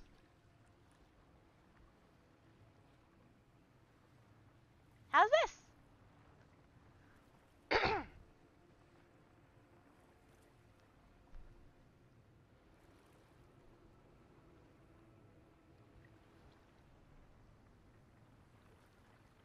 It is, of course, a long-sleeved nightgown because it gets fucking cold on the ocean.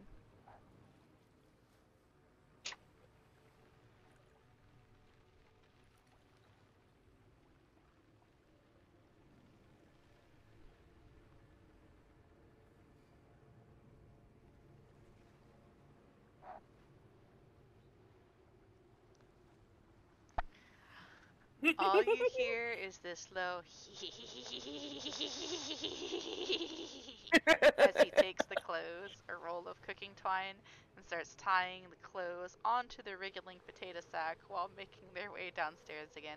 Okay, I'm gonna need you to roll me a sleight of hand check to see, or if you have a disguising spell or anything like that that you want to roll on, either sleight of hand or if you have any kind of like disguise kit or disguise spell you want to use.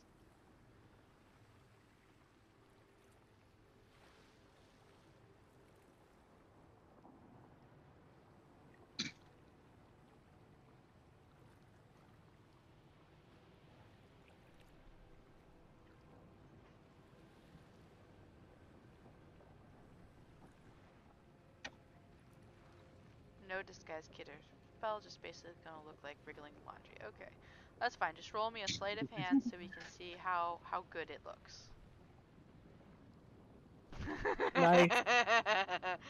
So you make a very passable strangle kelp scarecrow puppet thing. It kind of looks like a lumpy baby almost when you're done with it. But like it looks like a person. You've got it like plumped out in the armholes and everything, and it's wriggling. It kind of looks more like if a person had been infested with ants, maybe, because the skin is just writhing just a little bit. It's kind of weird, but passable, definitely. And you go back down the stairs with your wriggling potato sack.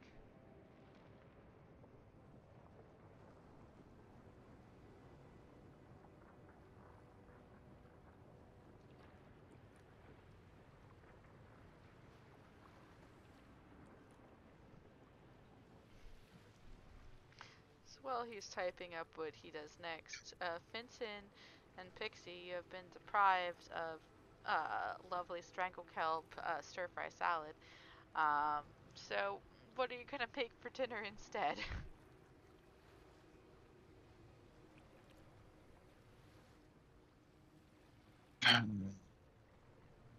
Here's a weird one. Is there anything in your food stores that we could use? Now that we have to make a whole new meal. Oh yeah, there's plenty. If we want to just make something quick, we could always do doughboys.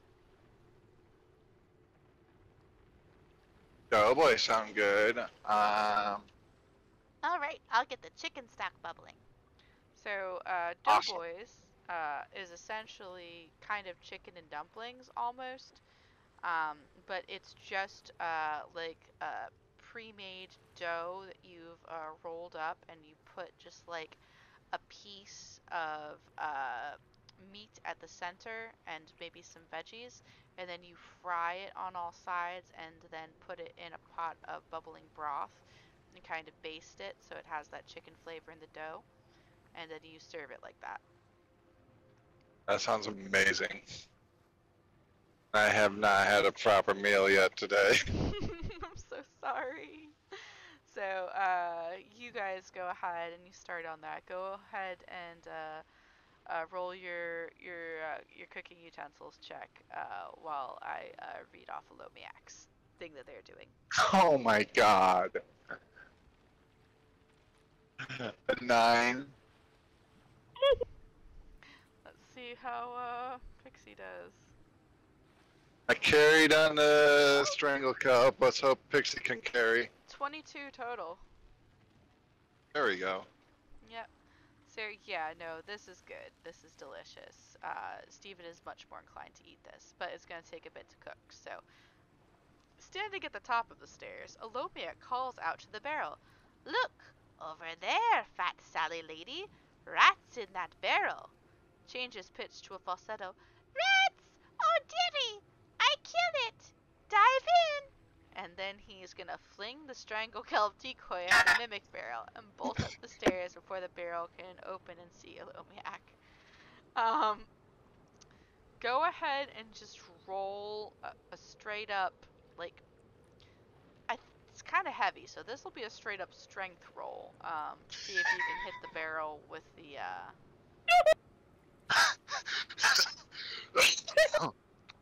Oh, fuck.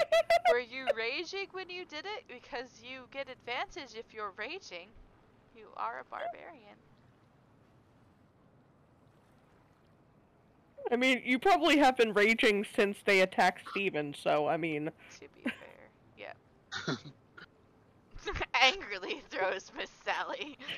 Um, so yeah, no, you didn't actually say it, so it'll be the 4. But here's how it plays out. So you hurl Fat Sally Lady down the stairs towards the barrel. It does impact the deck in front of it with a very wet squishing noise, but it's still wriggling all the while, and the barrel is going to uncurl, and you see like the sides of it like come apart, and inside is rows and rows and rows of razor sharp teeth, and these cytopods shoot out, wrap around Miss Sally, and drag her inside, and the barrel closes with a clunk. And then there's noises of mimicking enjoyment. Too bad it wasn't the Fenton special. Yes, it is going to make a con save, but I need to get a mimic thing up on here so I can use it. Use it to make a con save. Hold on. Mimic.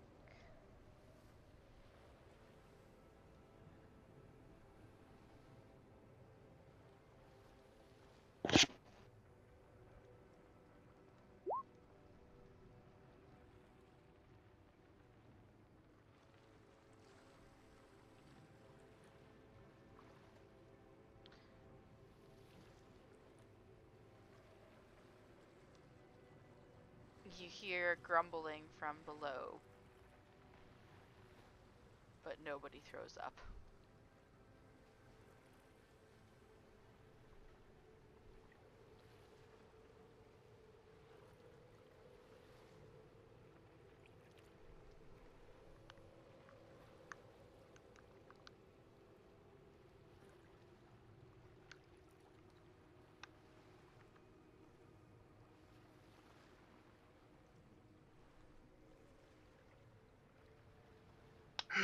Right now, I honestly feel like the party is doing more to save the crew from Fenton than save themselves and the crew from anything else. I would say that's accurate. Let's eat this death crab. Let's eat this strangle kelp. Let's You're like, take oh this... god, no, there's 2 of them. Yeah, that's exactly what the crew is probably thinking. I'm not sure if you have seen the pixie token up close. I'm just going to make it bigger for a second. She's got little frog and stuff trying to hop out of the soup and stuff. So Can you screenshot that for me since I can't see? Oh, I'll I'm send doing you, it now. I'll send you the. Oh, okay. There you go. Let me know when you're done. Oh, I did it. Sweet. Already done. Yep. Yeah, Kathy's a whiz. Adorable. Waiting another moment and hearing no commotion or distress, Alomiak silently feigns a darn it motion. Walking further up the stairs, calls out, "Oh, Miss Sally, where'd you go? Surely turn up sometime.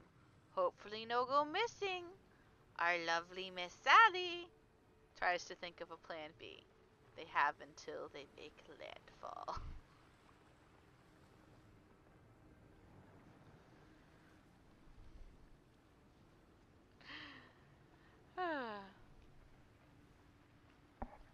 Alrighty. So concludes another day on the ship. I believe you are on day 5 right now. We just finished day 4.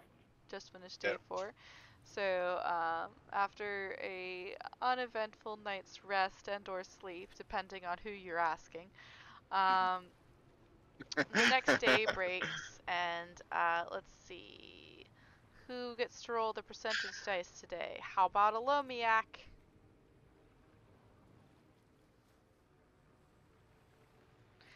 One D. Yeah, the captain didn't get any sleep for sure. Eventually, Havu will explain to her all the ins and outs and ups and downs between lizards and snakes. And she'll just be like, Havu, I hear what you're saying, but I've seen some pretty disturbing things lately, and I don't know if I can absorb it. This is important information. Is Olomiak a snake? Is that why he can turn his body 360 degrees? That would explain why I like him so much. So he's a snake. It's like you. It's all right then. That's normal.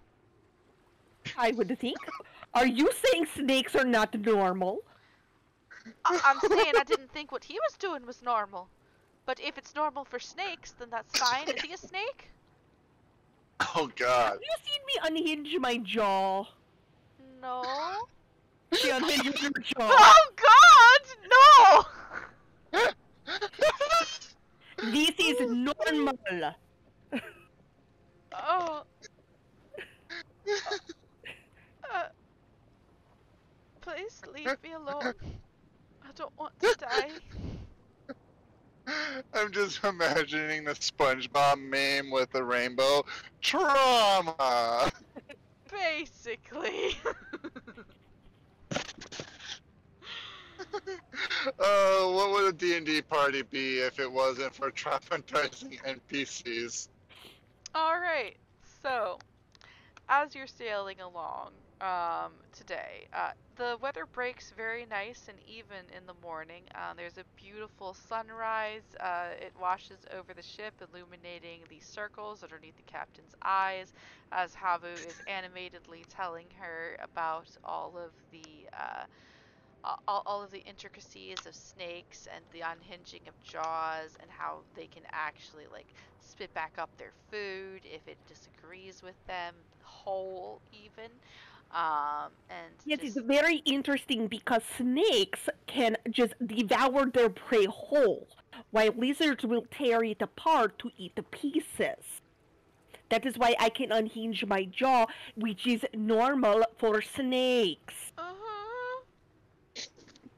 right, normal. It's fine, everything's fine, everything's fine. Alright. I was very excited to tell you all about the snakes. I'm just letting you know. She'll occasionally be like, unfortunately, because I have these humanoid features, I have things like eyelids. But snakes are beautiful because they do not have the eyelids. There Are is you a sure clear you have eyelids? scale. I bite. Or, excuse me, I blink. No, I mean, I'm saying that OOC, are you sure you have eyelids? You could have that No. little film that goes over them. Okay, then she never blinks. Cool. That sounds great. The entire time, not blinking at all to the captain. Got it. Yeah, that makes it even better. Okay, cool. So, yeah, as that's going on, the morning just breaks absolutely lovely. Fenton, you and Pixie mix up a batch of blueberry pancakes with the dried blueberries that she has on hand. They're absolutely stunning with nice warmed maple syrup and butter. Everybody has plenty, and it's just a lovely day so far. And then about noonish, a mist starts to roll in over the Oh, great. waves. Um, you can see possibly where the sun has kicked up a little bit of a fog there because it's been baking down on the various smaller icebergs that you've spotted here and there along. And as the mist starts to rise, though, everybody who is on deck currently, and you can decide if you are or not, make a perception check. What time of day? It's about like 1 or 2 o'clock in the afternoon, if clocks were a thing.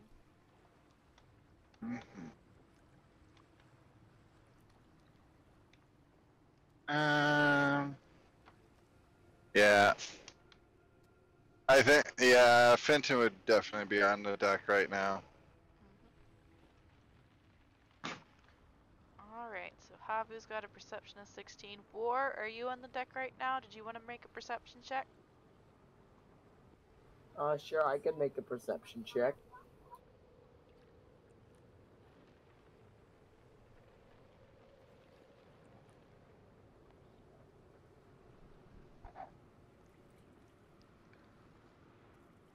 I ain't seeing nothing.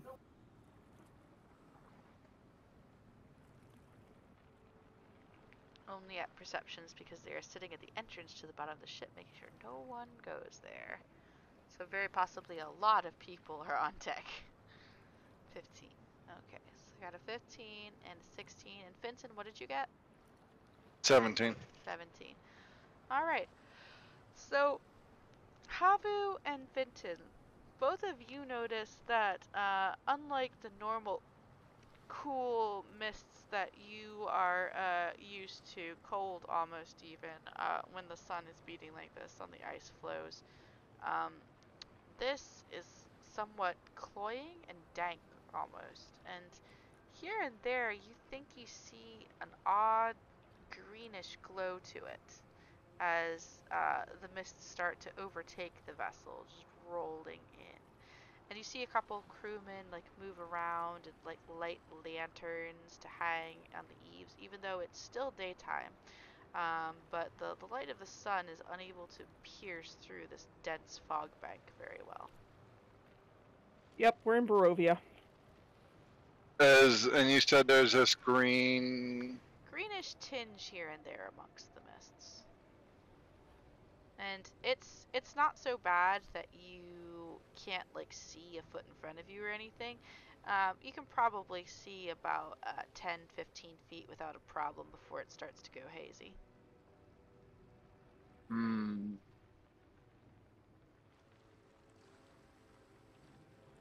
You said there's green, so You have flashes of like a greenish glow every once in a while.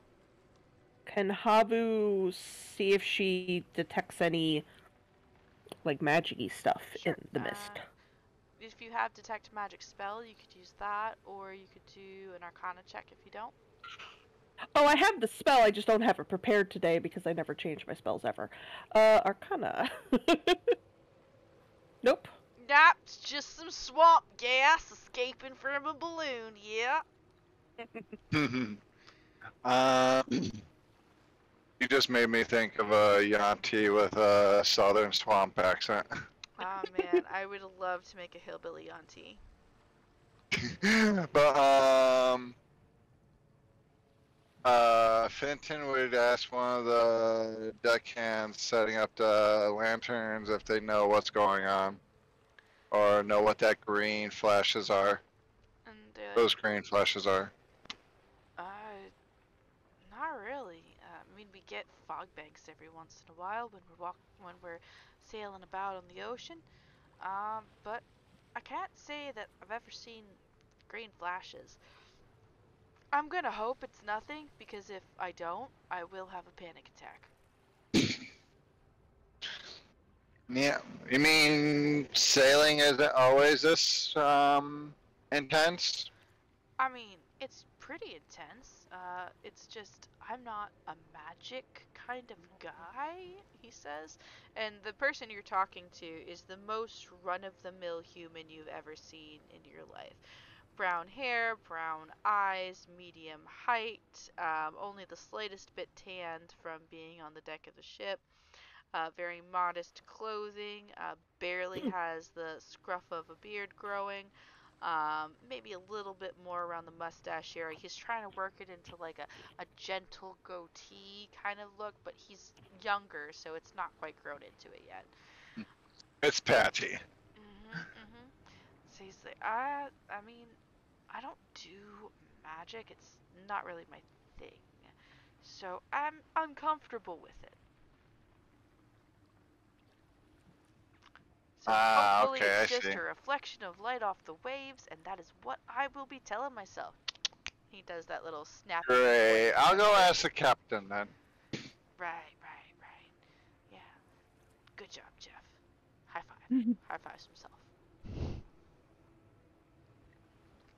You're doing great, Jeff. Too bad you couldn't have lunch. The lunch we did make yesterday. The cloaked one took all of it.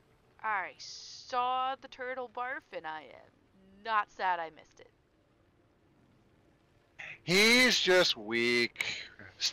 weak stomach, and Me too. there What a was there was coincidence. there was octopus in it, and he has this thing about eating octopus, so that was probably what it was. See, I'm allergic to things that are bad for me. You mean like sharks and turtles and Yeah. basically everything else that's happened since we got on the ship? That's He's Are you allergic to sure the you're ocean supposed to too. be on this ship? not really. Did you suddenly get allergic to the ocean? This is just a summer job that I promised my dad I would take, alright? Get off my fucking back. What are you, my father? Thank God I'm not. Yeah, seriously. I'd have a real, some kind of thing with, and he kind of takes his hand and he makes this up, down motion comparing his height to yours. Yeah, I'm really glad you're not my dad. Wait, what? Nothing! Climbs back up into the crow's nest. Fucking kids. With the 12 Arcana check, Olomiak, you can tell that it's some kind of magic. You're not really sure what. You haven't seen anything like it before, but it's definitely not natural. Or at least if it is natural, it's nothing you've encountered before.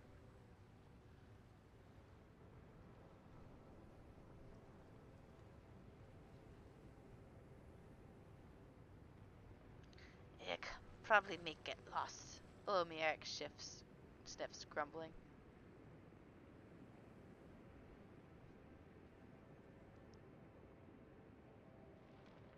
And Fenton, you were gonna go talk to the captain?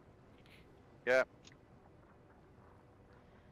Alright, Fenton. Hey, Captain. Oh. You doing good there, Captain? Did you know that snakes can unhinge their jaw to swallow their prey whole? Yes, I did. I've tried it once. It hurt. Did you know that snakes can regurgitate their stomachs? Yes, I do. I've learned about snakes. I cooked a few once before. Maybe if we could get. I got one for you to cook. Ooh, really? Where? Is it in the storerooms? She darts her eyes from side to side. I'm not sure I should say. Does Pixie know about it? Because I'm sure Pixie would like to cook it. You know what? Just forget I said anything. What can I do for you? Oh, yeah, the fog has green flashes. Do you know anything? John, Jeff, or Joe? I don't know. Some kid didn't know anything about it. Right. Let's see. Green flashes. History check. Nope, don't fucking know. Not a thing. I'm just hoping it's a normal fog bank and we can just sail right through it, be out in a couple of hours, perhaps when evening hits. And that's what Jim said. I don't have a gym. That would be pretty cool though if you had a gym for your crew to work out at. I suppose it would. And you hear a call behind you from the yardarm where Jeff is standing, and he said, "My name is Jeff." I'm sorry, but setting up that joke was an accident.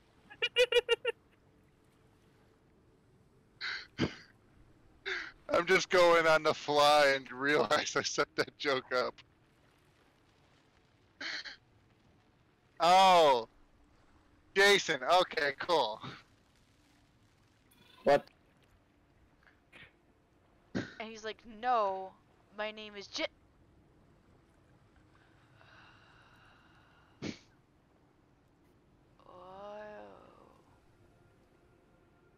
Hmm? Jay?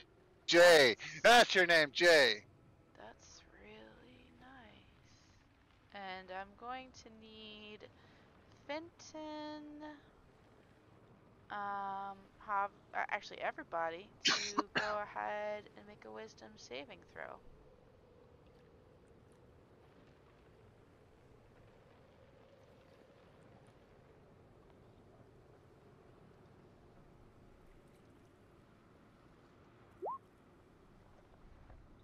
Come on, Havu. This is your best.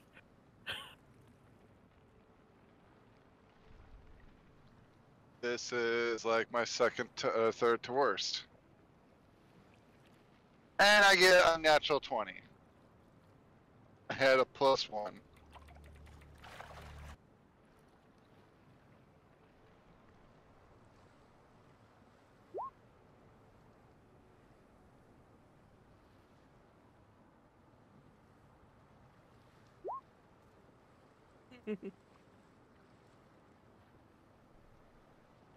Jason. I exist. Green flashes in the cloud just probably made us roll wisdom saves. Mm-hmm. Cool. Gonna need to roll. Probably wisdom gonna saves. die. Probably. Lomiak has a -1, gets a 9. I have a +5, And you get a 9. get a 9. And I have a +1 and get a 20. Let's see. You got a 20? Yes. Okay. Unnatural 20. Well, It's a dirty 20. the good news here is you get to watch all of this happen. Oh no. Am I the only one that passed? Mm-hmm. Oh no. Mm-hmm. I mean, like among the crew as well. Mm-hmm. Oh, fucking hell. Sorry for the language.